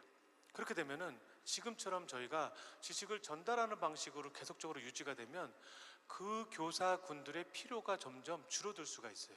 그리고 그거는 똑같이 다시 말하면 학생들에게 도움이 되지 않는 방향으로 될 수 있다는 거죠. 그래서 그런 것 때문에 이 티칭에서 코칭으로 바뀐다는 건 책도 여러 권 나온 것 같고요. 한 10년 넘게 계속 이미 이전부터 얘기가 나온 것 같은데 이 정도 얘기했으면 우리도 이제 그 조금씩 준비가 되는 상황들로 가면 되게 좋을 것 같아요. 그래서 이게 지식을 전달하는 역할에서 어떻게 기억하고 이해해야 되는 정보를 기본적으로 한 상황에 적용하고 분석하고 평가하고 창의하는 내용에 대한 것들을 어떻게 수업 내에서 우리가 만들어 줄 수 있을까 하는 부분들을 이제 고민하는 상황들이 발생하면 좋을 것 같다는 거고요. 그다음에 종이 성적표에서 객관적인 증거에 기반한 디지털 성적표로 이제 변환이 되고, 그다음에 학생 개인별 수업 일정에 따른 등하교 시간이 자율화가 됩니다. 이거는 등하교 시간이 자율화가 된다니까 어떤 친구는 12시에 오고 어떤 친구는 뭐 자다 일어나서 늦게 일어나서 2시쯤 와도 된다는 얘기입니까? 이럴 수 있잖아요. 근데 그것은 아니고 학교에 피지컬리 제 그 몸이 학교 고등학교에 도착하는 시간이 달라도 된다는 거예요. 무슨 말이냐면은 아침에 한 친구는 대학에서 어떠한 그 미디어 랩이라든가 아니면 뭐 그 화학 그 연구소에서 인턴십 같은 걸 하기로 했어요, 이번 학기에. 그럼 그 친구는 아침에 대학 그 랩으로 가는 거죠. 그래서 거기서 가는 것들도 전부 다 그 스쿨버스가 지원을 해주고 있거든요. 그래서 스쿨버스를 타고 이제 글로 가서 그 친구는 거기에서 이제 그 3시간 동안 학습을 하고 돌아오고, 이제 어떤 친구는 그냥 9시부터 처음에 그냥 와서 수업을 듣고, 그러니까 자기의 수업 구성에 따라서 학생들의 등하교가 달라진다는 거지, 나는 오늘 귀찮아서 학교 안 가도 되고 나는 늦잠 잤으니까 12시쯤 와도 되고 이런 식의 개념이 아닙니다. 그리고 기존 과목의 통폐합과 과외활동의 그런 그 역량 같은 것들도 다 이제 같이 포함을 하는 거예요. 그래서 꼭 이게 그 교과 과정 내 역량만 포함하는 것이 아니고 그 엑스트라 커리큘러라고 해서 학생들이 그 교과 과정 외에 했던 활동들에 대한 것들 있잖아요. 거기서 얻은 역량에 대한 것들도 같이 이제 통폐합해서 이제 그 성적표를 적고 있고요. 그다음에 출생 연도나 학년 구성에 따른 숙련도나 이해도, 그러니까 출생 연도에 따른 학년 구성이 아니라 숙련도나 이해에 따라서 학생 학년 구성을 다 구성을 한다는 거예요. 근데 요거는 한국에서 조금 저희가 체면 문화가 있잖아요. 그래서 이게 어떻게 적용이 될지 모르겠어요. 그렇죠? 왜냐면은 생각해 보세요. 남보다 잘하는 건 뿌듯해요. 근데 남보다 못하는 건 창피해요. 그렇지 않나요? 저만 그런가요? 예를 들어서 다시 설명해 볼게요. 제가 4학년인데 수학을 6학년 형들하고 들어요. 그럼 기분이 어떻죠? 뿌듯해요. 근데 제가 4학년인데 국영수 다른 건 다 그 4학년이나 5학년하고 듣는데 체육은 아니 미술은 제가 뭐 경규과정 한국사는 1학년하고 들어야 돼요. 그럼 어떻죠? 기분이 위축돼요. 근데 그게 아니라 미국은 그런 분야에 대한 부분들은 조금 많이 열려 있는 부분들이 있는 것 같아요. 그래서 내가 내 수준에 맞게끔 성적을 그러니까 수업을 듣고 성적을 받는 거지 이게 더 뛰어나게 했다고 그래서 내가 더 막 우수한 느낌이 들고 그런 게 아니고 쟤는 수학이 우수해서 수학은 그 높은 반에서 수업을 듣지만 나는 음악이 뛰어나서 나는 뭐 그 일반 콘서트 밴드가 아니고 나는 뭐 앙상블에 들어가 있어 이런 식으로 자기가 잘하는 부분에 있어서 집중하는 부분들이 있거든요. 그래서 이런 내용들이 이제 그 한국 교과 과정에 들어간다면 혹시 6가지가 다 채택이 될 수 있을지 아니면 이 중에 한두 가지 분야는 우리 상황은 좀 어렵겠는데 혹은 들어간다면 어떤 방식으로 들어가면 좋을까 그런 부분에 대한 것들을 좀 고민하시면 좀 좋을 것 같습니다. 그래서 이제 다음번 제가 3번째 주제로 준비한 거는 그래서 미국 교육 내에서 그렇게 100대 명문 고등학교만 하는 거야? 라는 것들이 궁금하잖아요. 그래서 그렇지가 않다. 그래서 이제 그 전체적인 행정부 내에서 제도가 바뀌면서 이제 전체적으로 50개 주에 다 이게 들어가고 있거든요. 그 성적 없는 그 역량 중심 성적표가 들어간다는 게 아니고요. 역량 중심에 대한 교육 방식으로 이제 들어가는 것들이 이제 다 50개 주에 들어갔고요. 이게 역사를 좀 보면 아까 첫 번째 제가 말씀드린 게 소련이 먼저 인공위성을 발사하면서 이제 법제도가 바뀌고 교사 양성 과정부터 역량 중심 교육으로 바꾸고 그 역량 중심 교육으로 교사 교육을 편성한 학교에 지원금을 주고 하면서 막 활성화시켰다고 그랬잖아요. 그러고 나서 이제 계속적으로 시간이 지나다가 2000년도, 2001년도에 그 조지 W 부시 행정부에서 어떤 걸 하냐면요. No Child Left Behind라고 해서 모든 학생들이 미니멈 최저 학력은 유지할 수 있게끔 하자라는 정책을 해요. 그런데 2002년도에 이제 그 미국은 한국하고 살짝 다른 게 뭐냐면 한국은 교육부에서 예산도 갖고 있고 교육부에서 어떤 정책 결정할 수 있고 이런 부분들이 좀 강하잖아요. 근데 미국은 그렇지가 않고 전미교육협회, 그러니까 교육부는 어떻게 보면 큰 의미의 이제 그 가닥을 잡아주는 정책적 기조를 잡아주는 역할들을 하고요. 예산이라든가 이런 것들은 주정부에서 편성을 하고 그다음에 교육과정이라든가 이런 부분들은 전미교육협회라든가 뭐그 AR라든가 여러 가지 이제 그런 단체들에서 우리 같은 이제 중등교장협회 이런 협회 같은 데서 많이 역할들을 하거든요. 그래서 여기에서 어떤 걸 하냐면요. 야, 우리가 앞으로 디지털 전환 시대가 온다고 하는데 우리가 지금 가리키는 게 3R, 그러니까 3가지 R이라고 그래서 그 읽고 쓰고 계산하는 역량 그 능력 중심으로 가르쳐 왔잖아. 근데 이렇게 해서는 우리가 앞으로 미국이 1등하기가 좀 어려울 것 같대. 어떻게 바꿔야 되지? 하면서 이때 당시 하는 것들이 뭐냐면 4C 체제로 바꿔요. 4C라는 건 많이 들어보셨죠? 그렇죠? 그 C, 그러니까 C로 시작하는 그 4가지 단어인데 창의력, 의사소통 능력, 그다음 협업 능력, 그리고 비판적 사고 능력 이렇게 4가지를 이제 집어넣어서 교육과정들을 바꾸는 거예요. 근데 이게 어떻게 바뀌냐면요. 학생들에게 기존에는 선생님이 되게 말이 많은 수업이었다 그러면요. 이렇게 적용이 되면서 선생님의 말수가 줄어드는 수업으로 바뀐다고 생각하시면 돼요. 그래서 학생들 스스로 어떤 것들을 하고 그거를 발표하고 거기서 이제 어떠한 문제들이 발생하면 그런 것들을 수정하고 하는 이런 과정들에 대한 개편을 통해서 학생들의 이제 발표들이 늘어나고요. 그러고 나서 2003년도부터 이제 그 역량 중심 교육이라는 게 뉴햄셔 주에 좀 들어가기 시작하면서 이제 전국적으로 조금씩 퍼지는 것들이 시작이 되는데 2015년도에 오바마 행정부에서 그 Every Student Succeeds Act라고 해서 ESSA라는 법안을 통과가 시켜요. 이거는 모든 학생들이 성공하는 법안인데 이 조지 W 부시 대통령하고 거꾸로 보시면 돼요. 여기는 모든 학생들이 미니멈은 채우자, 최저 학력은 유지하자는 평가고요. 그 방식이고 정책이고요. 저기는 개별 학생마다 자기가 잘하고 좋아하는 건 할 수 있을 만큼 해보게 하자. 그러니까 천장을 없애버린 거예요. 그러니까 고등학교, 중학교에서도 고등학교 과정을 끝낼 수가 있고요. 고등학교에서도 대학교 과정을 끝낼 수가 있는 거예요. 들을 수 있으면 들을 수 있을 때까지 해보라는 거예요. 그게 영어든 음악이든 미술이든 과학이든 체육이든 상관없이, 과목에 상관없이 네가 좋아하고 잘하는 부분에 대한 것들을 해보라는, 그리고 이제 그런 것들을 하는 과정 중에 mastery, 완전 학습과 competency, 역량 중심 교육으로 이제 바뀌게 되는 것들을 하죠. 그래서 이게 이제 그 역량 중심 교육이 미국 내에 퍼지게 되는 맵인데요. 지금은 이제 저 와이오밍 주까지도 다 들어갔어요. 그래서 미국의 50개 주 내에서 이런 역량 중심 교육이 다 들어갔고요. 2015년도부터 9년간 이제 교장 선생님들이나 교사 선생님들께서 되게 많은 노력들을 했죠. 왜? 주정부에서 어떤 것들을 지침을 주고 이렇게 바꿔 이런 것들이 아니고 밑에서부터 변화를 만들어서 수업 방식들을 바꾸는 것들을 하는 거거든요. 그리고 이걸 하면서 가장 중요한 게 뭐였다? 교육과정 간소화. 그래서 이 교육과정 간소화라는 게 우리도 한국에서도 되게 얘기가 많더라고요. 저도 이제 기사를 찾아보니까 야, 수학과정 이렇게까지 간소해서 우리 학생들 뭐 제대로 배우겠어 이렇게 하는데, 교육과정을 간소화하는 게 미국에서 말하는 건 모든 학생들에 대한 교육과정을 간소화하는 게 아니고요, 기본 수준에 대한 것들을 간소화하는 거예요.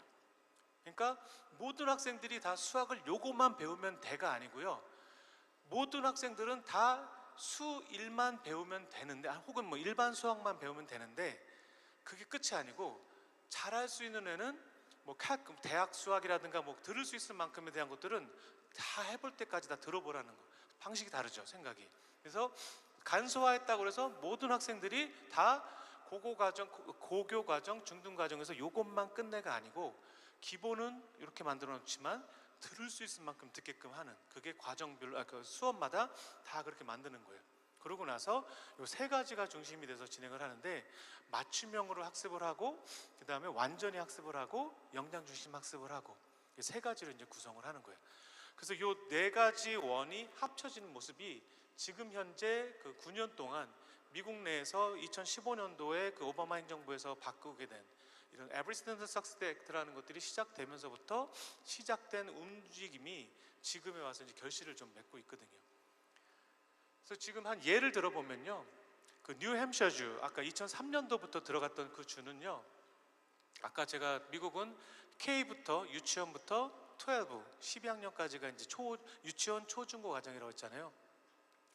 유치원부터 2학년을 그 프라이머리 그 티어라고 하고요, 3학년부터 5학년은 그 인터미디어트 티어라고 하고, 6학년부터 8학년은 미들, 그 다음에 9학년부터 12학년은 하이, 이렇게 해서 네 가지로 구분을 해요. 무슨 말이냐면은 아까 제가 K부터 10이라고 했으니까 지금처럼 1년 단위로 구분하면 어떻게 구분이 되죠? 13가지로 나눠져야 되죠.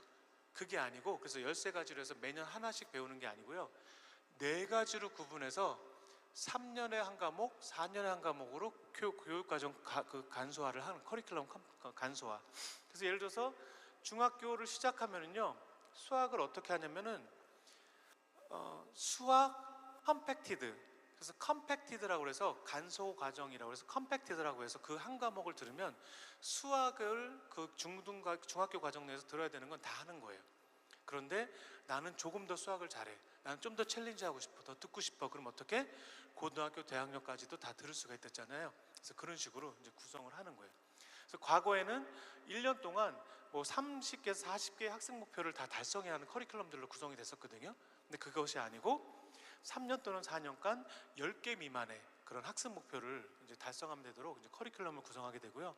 그 다음에 학생들의 그런 이해하나 그런 숙달 정도에 따른 평가가 학기 말에 혹은 뭐 중간고사, 기말고사로 한 번씩만 이렇게 평가되고 끝나는 게 아니고요, 학기 내내 협업이라든가 발표, 친구에게 설명하기나 그 다음에 프로젝트 수행 등 여러 가지 다양한 방식들로 이제 평가 방식들이 이제 다변화가 돼요.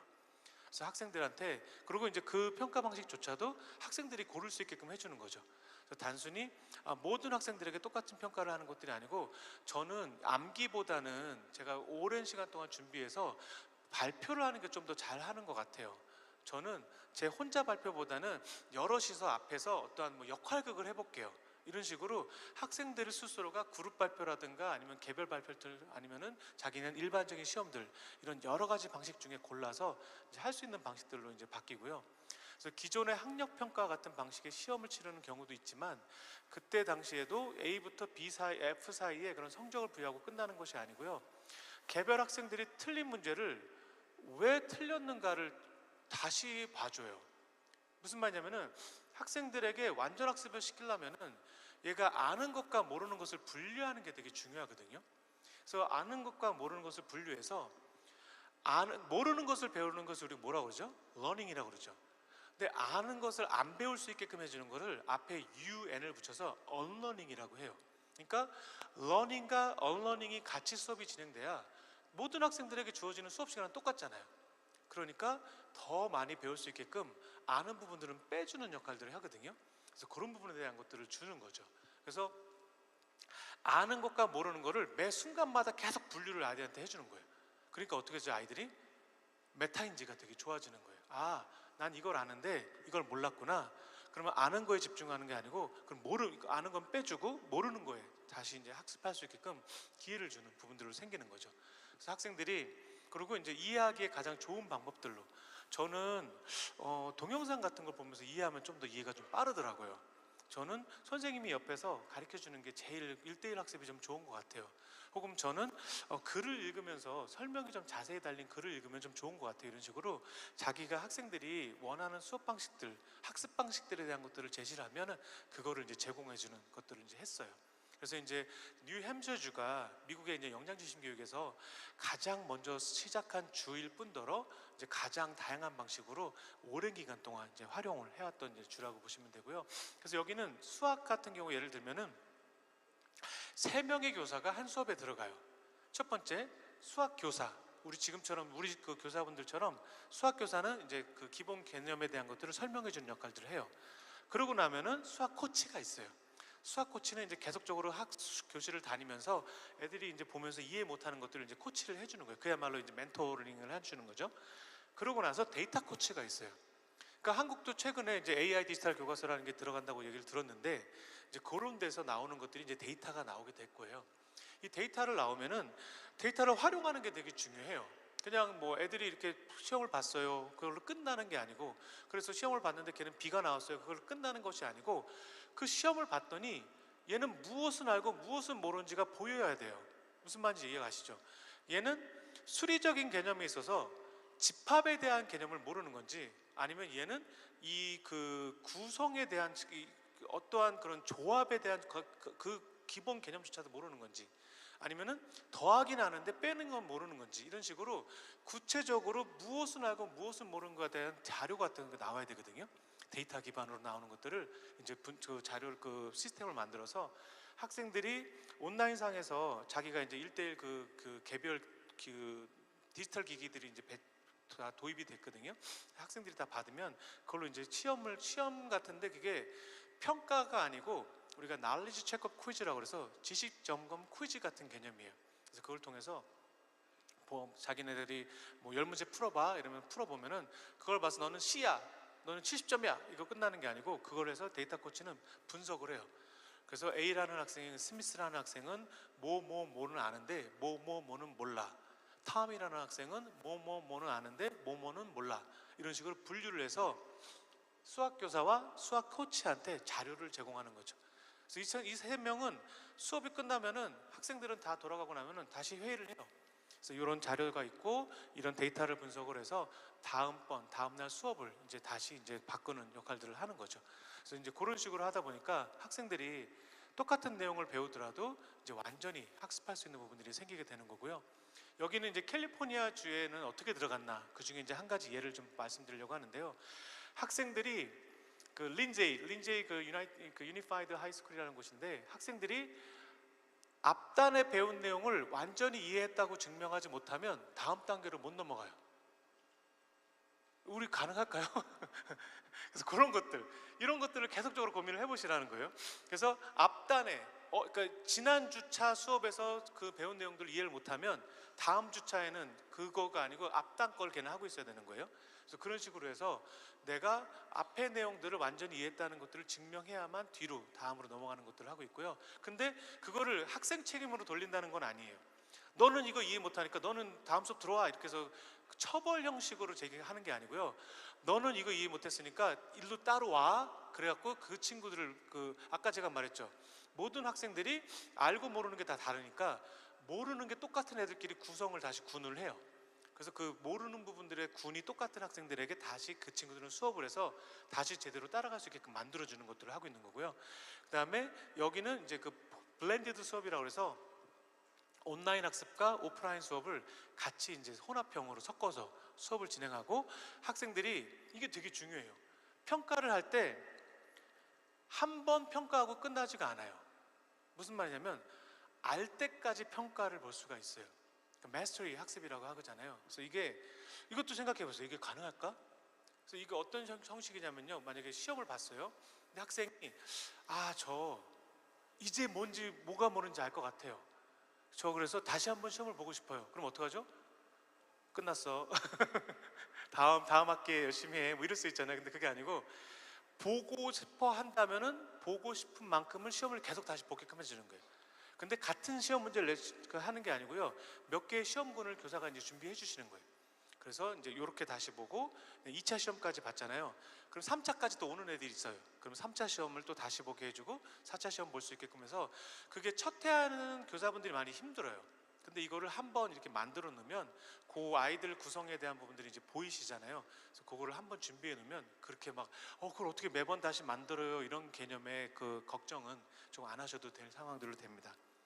그 다음에 여기 보면은 일리노이주라는 주가 있어요. 미국 중부에 있는 주인데 여기 학교는 그 15개 그런 교육부에서 그런 역량 중심 기반으로 프로그램을 운영하는 파일럿 프로그램을 이제 운영을 하고 있는데요. 여기서는 학생들이 이것도 마찬가지죠. 앞의 내용을 이해했다는 것을 증명해야만 다음 단계로 넘어갈 수 있게끔 되고요. 그 다음에 학습을 증명할 수 있는 기회도 여러 가지로 한다.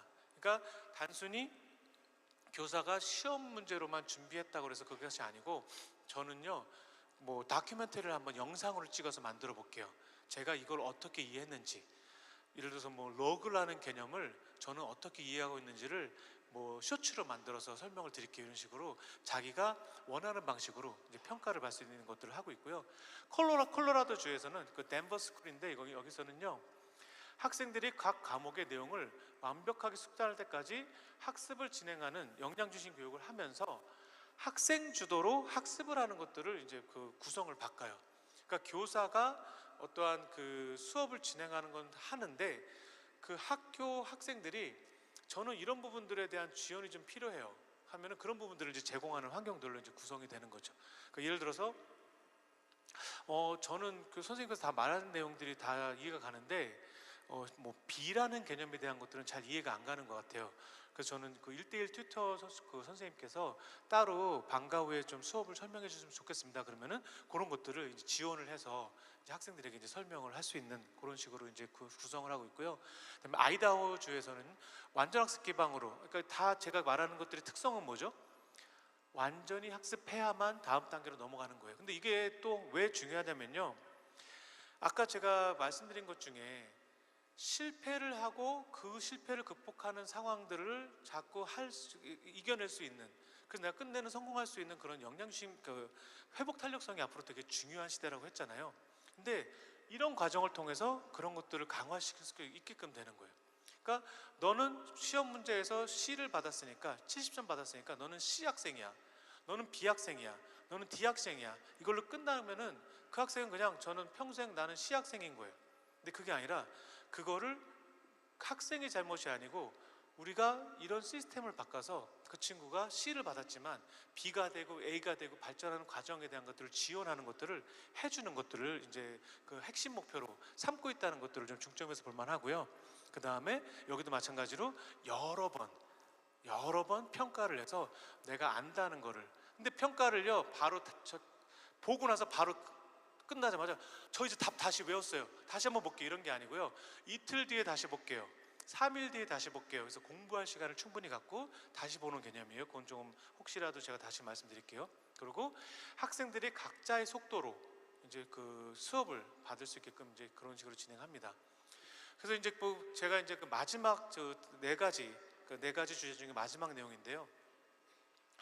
그래서 이렇게 디지털 전환의 시대라고 하고 생성형 인공지능이 나온다고 하고 아까 제가 말씀드린 것처럼 인공지능 교사가 훨씬 사람의 교사보다 잘하는 분야가 생긴다고 하는데, 그렇다면 이런 시대는 우리한테 되게 위기인가, 교육계의 위기인가, 아니면 인류의 위기인가?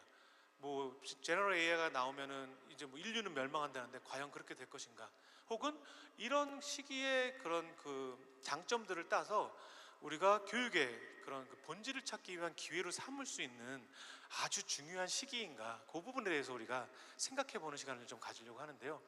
첫 번째는 교육에 대한 그 정의를 한번 다시 내려보려고 해요. 생각해 보려고 해요. 보면은 교육이라는 게 영어에서는 education이라고 하잖아요. 근데 이 education이라는 단어의 라틴어의 그 원래 뜻은요, educare, 그 두 개로 주로 나눠지거든요. 근데 이라는 앞에 그 접두사는요, 밖으로라는 뜻이에요. 그리고 ducare는 끌어내다라는 뜻이거든요. 그러니까 이 education이라는 라틴어의 본질적인 뜻은 밖에 있는 걸 밀어넣는 교육이 아니고요, 안에 있는 걸 끌어내는 교육이라는 거예요. 이해 가시죠? 그런데 우리가 이제 그 산업혁명이라는 게 시작되면서 교육에 있어서의 효율성이 자꾸 강조되고, 아까 말한 것처럼 지식이라는 게, 정보라는 게 늘어나는 시간이 짧았기 때문에 외부의 한정된 지식이라는 것들을 안으로 집어넣는 이런 것들이 가능했다는 거예요. 그런데 근본적인 이 교육에 대한 의미를 찾아보면은 안에 있는 걸 끌어내주는 역할들, 안에 있는 걸 끌어내려면 티칭을 해야 될까요? 코칭을 해야 될까요? 코칭을 해야죠. 안에 있는 걸 끌어내려면 사람 교사가 잘할까요? 이 인공지능 교사가 잘할까요? 사람 교사가 잘한다는 거예요. 그래서 그런 부분에 대한 것들을 앞으로 우리가, 사람 교사의 숫자는 앞으로도 더 늘어날 것이고, 사람 교사의 숫자들은 앞으로 사람과 학생들의 인터랙션 같은 거, 상호작용 같은 것들이 더 중요해질 거기 때문에 더 중요한 역할들을 하게 될 거라는 거예요. 그런데 그런 부분들에 대한 것들을 우리가 준비하지 못하고 계속적으로 지식을 정보하는 입장으로의 그런 수업 방식들이 진행된다면 어려움도 있을 수 있을 것이다. 그래서 우리가 지금 어떻게, 제가 처음 강의 시작하면서 말씀드린 게 지금 어떻게를 준비하는 게 되게 중요한 시기라고 했잖아요. 단지 교육 혁신을 하거나 단지 교육 방식을 바꾸는 것들이 중요한 게 아니고 어떻게 바꿀 것이고 어떻게 혁신할 것인가, 그런 부분들이 되게 중요해진 시간이라는 거고요. 동양권도 마찬가지예요. 교육의 한자어를 보면요, 채찍을 들고 가리키는 교가 있고요, 육은 아이 엄마가 아이를 끌어안고 길러내고 키워내는 그런 과정이거든요. 그러니까 결과적으로 동서양을 막론하고 밖에 있는 지식을 밀어 넣는 거가 아니고 안에 있는 것들을 끌어내는 역할들을 되게 많이 하는 것들이 교육이었다는 거예요. 그런데 이런 그 근대 공교육이라는 게 시작되면서 효율성이라는 것들이 되게 많이 들어와요. 그래서 그리고 이제 그때 당시만 해도 읽고 쓰고 계산할 정도 있는 사람들을 뽑아내면 그 친구들을 공장에서 이제 생산 인력으로 이제 활용하는 것들이 주된 목적이었던 거죠. 근데 지금의 시대는 4차 산업혁명 시대는 이러한 그 기업 중심의 산업혁명이 아니고요, 사람 중심의 산업혁명이에요. 그러니까 지금은요, 생각을 해보세요. 지금 다 30세 이상이시죠? 그러면은 20년 앞으로 그러니까 이전을 한번 가볼게요. 그때까지만 해도 핸드폰을 다 개별적으로 들고 다니는데 거기에서 컴퓨터처럼 모든 게 다 가능하다. 생각해 보셨나요? 그때 당시만 해도 막 지금 우리가 활용하는 것처럼 어떠한 거를 명령만 내리면 그 모든 것들을, 음악도 만들어주고 그림도 그려주고 뭐 실제로 실사 같은 사진도 만들어주고 막 이런 것들이 가능했나요?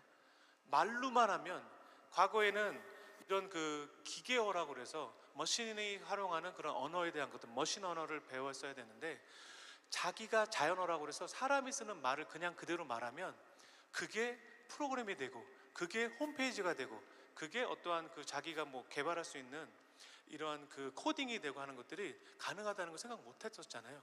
근데 그런 것들이 지금은 이제 가능해진 것처럼 시대가 달라졌고요. 그다음에 과거에는 1인 미디어다 이러면은 사람들이 봤을 때 그게 뭐 신문에 났어? 뭐 그 사람이 하는 말이 뭐 믿어? 막 이런 식의 조금 약간 공인된 정보에 대한 것들을 더 많이 믿는 경향들이 있었다면, 지금은 유튜브에서 사람들이 말하는 것들, 그분들이 그 어떠한 나만의 이야기만 하는 것도 가서 들여다보고 보는 사람들도 생기잖아요.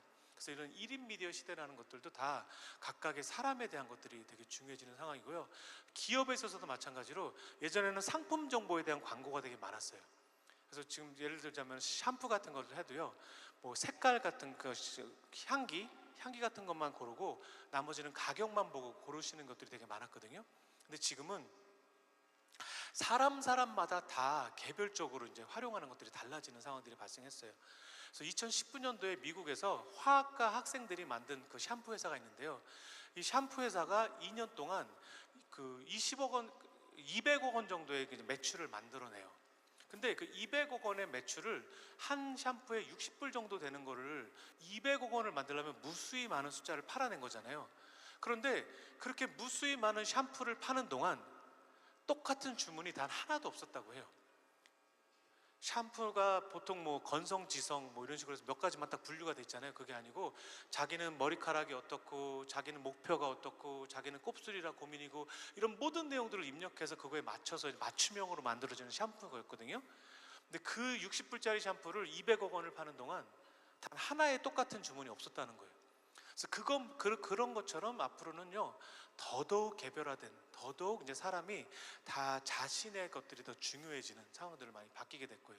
그렇기 때문에 1차부터 3차까지의 교육 방식과 4차 산업혁명 시대, 이런 그 디지털 전환 시대의 교육 방식은 당연히 달라져야 된다. 그리고 우리가 그 근대 공교육이 시작되기 전에도 이런 교육 방식들은 조금 달랐었어요.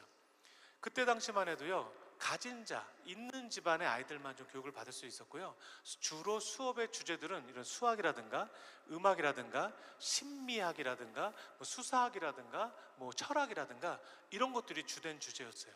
그리고 평가는 어떻게 했죠? 주로 오럴 방식의 평가였어요.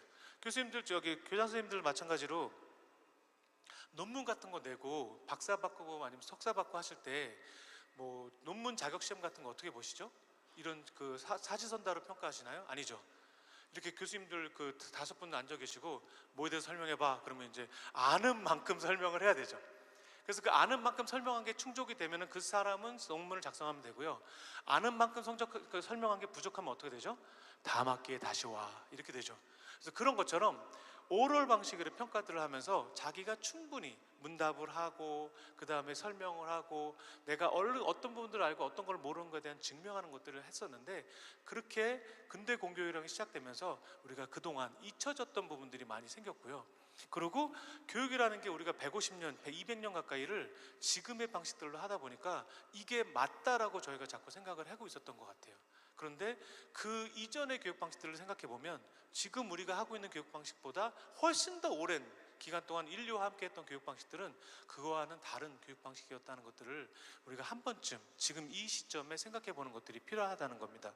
그리고 이 오른쪽에 보시는 방향에서 오른쪽에 있는 교수님은요, 제가 개인적으로 되게 싫어하는 교수님인데 이분 때문에 이러한 그 문제들이 또 발생했어요. 왜냐면요, 이건 좀 웃긴 얘기이기도 한데요, 캠브리지 대학의 그 영국의 캠브리지 대학의 윌리엄 페리스 교수라는 분인데, 이분이 화학과 교수였어요. 근데 그때 당시에 막 그 산업혁명이 시작되면서 그 교육에도 제가 이제 그 효율성이 되게 중요한 상황들이 발생했다고 그랬잖아요. 그래서 어떤 상황들이 발생하냐면요, 야, 교수들은 공장에서는 찍어낸 만큼 돈을 받는데, 그쵸? 물건을 만든 만큼 돈을 받잖아요. 교수들은 왜 가르치는 학생 수만큼 돈을 안 받아? 이런 문제들이 들어온 거예요. 그러니까 이분이 어떻게 하죠? 이런 우리가 말하는 객관식, 사지선다 평가 이런 것들을 만들어낸 거예요. 그러니까 기존에는 오럴 방식으로 하다 보니까 피드백 주고 평가하고 시간이 되게 많이 걸리잖아요. 그러니까 한 학기 동안 한 교사가, 한 교수님이 가르칠 수 있는 숫자가 되게 적었어요. 그런데 이분이 아주 창의적인, 제가 너무 싫어하는 독창적인 개발을 하면서 이제 이런 그 사단을 내신 분인데, 이분이 하면서 이분의 월급은 어떻게 됐겠죠? 기하급수적으로 올라가고요. 다른 교수님들은 어떻게 됐죠? 이렇게 됐죠. 그러니까 다른 교수님들이 어떻게 했는지 아세요? 욕을 했을까요? 따라갔을까요? 따라가요? 욕한 분은 없었을까요? 이분은 어떻게, 다른 교수님들이 이때 당시 어떻게 했냐면요, 욕하면서 따라갔어요. 자기들끼리 모여서는 막 욕해놓고 다 이 방식대로 바꾼 거예요. 그래서 지금의 이런 사단을 이제 그때 당시에 이제 만들어내신 이제 장본인 중에 한 분이기 때문에 제가 꼭들 기억하시라고 너무 싫어하지만 사진을 항상 이제 갖고 다니면서 꼭 보여드리고 있고요. 그래서 그때 당시만 해도 이제 그런 것들이 없다가 이제 요 영국에서 미국으로 이제 문화가 넘어가면서 하버드 대학에서는 이제 학생들을 구분으로 나누는 것들을 해요. 구분으로 나눠서 학생들에게 개별 평가 방식으로 해서 피드백을 주는 거에서 너는 디비전 1이야, 1번 그룹이야, 2번 그룹이야, 3번 그룹이야. 뭐와 되게 비슷하죠? 너는 1등급이야, 2등급이야, 3등급이야. 이런 것들이 다 이때 당시에 나오는 것들이에요. 근데 우리 아직도 쓰고 있어요. 그래서 그런 부분들이 이런 그 산업화의 효율성이 교육에 들어온 그런 방식 중에 하나다. 그래서 여기서 보면은 40점 미만은 이제 디비전 6, 그래서 이제 얘는 이제 떨어진 이런 방식들로 되고요. 우리가 A, B, C, D, 뭐 F라고 하잖아요. 그래서 학점제라고 하는데 이 학점제 최초에는요, 우리도 항상 궁금하지 않았나요? 왜 A, B, C, D 다음에 E가 아니고 F지? 궁금했잖아요, 그죠? 근데 사실 처음에는 E였어요. 그래서 이게 그 미국의 그 마운트 홀리오커라는 그 여자 그 여대인데요. 여기서 이걸 활용하다 보니까 75점 이상까지는 패스라고 해서 A, B, C, D까지 주고요. E라고 해서 E는 fail로 해서 실패로 했었어요. 근데 그러다 보니까 어떤 마음이 드냐면요, 야, E라고 하니까 애들이 실패했다는 느낌을 잘 안 갖는 것 같아. 어떻게 하면 좋지? 그래서 그 교수들이 모여서 회의하면서 F로 바꿔서 fail이라는 이름을 강화해 주시죠. 그래갖고 그때부터 이제 F가 들어가서 E가 없어지고 F가 되는 거예요. 그러니까 우리 선배님들의 이런 그 아주 훌륭하신 생각들 때문에 지금의 이런 여러 가지 이제 문제들이 발생한 거예요. 그래서 이거를 저희가 답습할 것이 아니고 이제는 우리 교장 선생님들의 힘으로 지금 미국 교장 선생님들이 지금 미국 교육을 주도하듯이 우리도 한번 여기 이런 중등교장협의라든가 지금 보면은 여러 가지 다른 그 협의회들도 되게 많이 있으신 것 같더라고요. 교사에 대한 협의회도 있고 교장 선생님들의 협의회도 있는 것처럼 우리가 전체적인 힘을 모으고 우리 학생들을 위해서 고민을 한다면 그런 변화에 조금의 이제 움직임들을 만들어낼 수 있지 않을까 하는 말씀을 드리고 싶고요. 마지막으로 제가 이제 마지막 슬라이드인데요. 제가 이제 그 지금 소개받기로 제임스 메디슨 대학에서 이제 왔다고 했는데 제가 옮기기 전에 바로 전 대학이 그 버지니아 대학이라고 유니버시티 오브 버지니아에서 제가 했던 연구예요. 그래서 이 연구가 어떤 거냐면요, 사람의 역량을 평가할 수 있는 도구를 제가 개발을 했어요. 역량을 평가를 하는데 이제 그 여기 보면 이제 8가지의 이제 역량으로 여기 보면은 이제 8가지 역량으로 평가를 해요. 근데 그 저희 대학에서 운영하는 무크라는 온라인 오픈 무료 강좌라고 있잖아요. 그 13과목이 있는데 그 13과목의 수업에서 2만 명 정도를 대상으로 저희가 평가를 해봤어요. 그런데 여기 보면은 저기 그 남자 여자의 그 사람 형태로도 이제 색깔 구성을 할 수가 있고요. 그다음에 여기 보면은 그 구성에 대한 비율을 볼 수가 있는 거예요. 그래서 그 구성 중에 만약에 창의력을 빼면 주요 창의력을 빼고 나면 나머지 구성은 어떻게 바뀌는가 이런 그 인터랙티브하게 볼 수도 있고요. 그래서 가장 중요한 건 이렇게 각각의 색깔 구성별로 사람들을 다 분석을 할 수 있는데 2만 명이 넘는 사람들을 대상으로 조사하는 동안 나이도 다르고 성별도 다르고 인종도 다르고 그런 2만 명의 사람들을 구성하는 그 평가하는 동안 이 똑같은 모양의 색깔 구성은 단 하나도 안 나왔어요. 그러니까 그만큼 사람의 역량이라는 거는 전부 다 다르다는 거예요. 어떤 친구는 상상력이 뛰어날 수도 있고 어떤 친구는 협업 능력이 뛰어날 수도 있고 어떤 친구는 공감 능력이 뛰어날 수도 있고 다 다른데 그 뛰어난 정도도 다르고 뛰어난 정도의 다른 역량과의 상대성도 다 다르다는 거예요. 그렇기 때문에 이렇게 다양한 역량을 강조하고 이런 개성을 강조할 수 있는 그런 식의 교육 방식들을 지금 미국에서 도입해서 활용하려고 하는 부분들이 지금 그 제가 오늘 지금 2시간 동안 긴 시간 동안 얘기를 나눠드린 거고요. 우리가 지금 제가 이제 그 하단에 제 이메일 주소도 적어놨어요. 그래서 궁금한 거 있거나 우리 학교에서도 이런 시도를 해보고 싶은데 어떻게 하면 좋겠냐 하시면 물어보시면 제가 저희 학생들한테 항상 얘기하지만 24시간 내에 답을 드린다. 제가 뭐 바로 답 드린다고 말씀 못 드리고요. 24시간 내에 답 드리고 하니까 그래서 이렇게 해서 우리가 지금 움직이는 발걸음 하나하나는 우리 아이들의 미래를 바꾸는 길이라고 저는 생각을 합니다. 그래서 지금 교장 선생님들께서 지금 너무 제가 앞에 시작하면서 너무 힘드시죠라고 여쭤봤지만 교장 선생님들이 너무 힘든 만큼 우리 아이들의 미래는 너무 좋아질 거고요. 우리 아이들의 미래가 바뀌는 거는 결국 우리 대한민국의 미래가 바뀔 거라고 생각됩니다. 그래서 우리가 앞으로 제가 그 망망대해에 등대가 전혀 없는 시대라고 했잖아요. 이 등대가 없는 시대에 우리가 전체 세계를 주도해 나갈 수 있는 거는 교육의 변화로서만 가능하다고 생각이 됩니다. 그래서 교장 선생님들께서 오늘 이렇게 수업 들은 내용, 그다음에 제가 내일도 2시에 또 다른 내용으로 이제 연계되는 수업들을 할 텐데요. 그리고 이제 다른 좋은 강사분들께서 뭐 15시간 동안 많은 얘기들을 해주신다고 하는데 그런 얘기들을 또 들으시면서 어떠한 변화를 우리 교과 과정 내에도 우리 학교 내에서는 가능할까를 고민하시고 하면은 충분히 우리 그 교육 과정들이 우리 그 학생들의 그런 수업들이 바뀔 거라고 생각됩니다. 네, 감사합니다.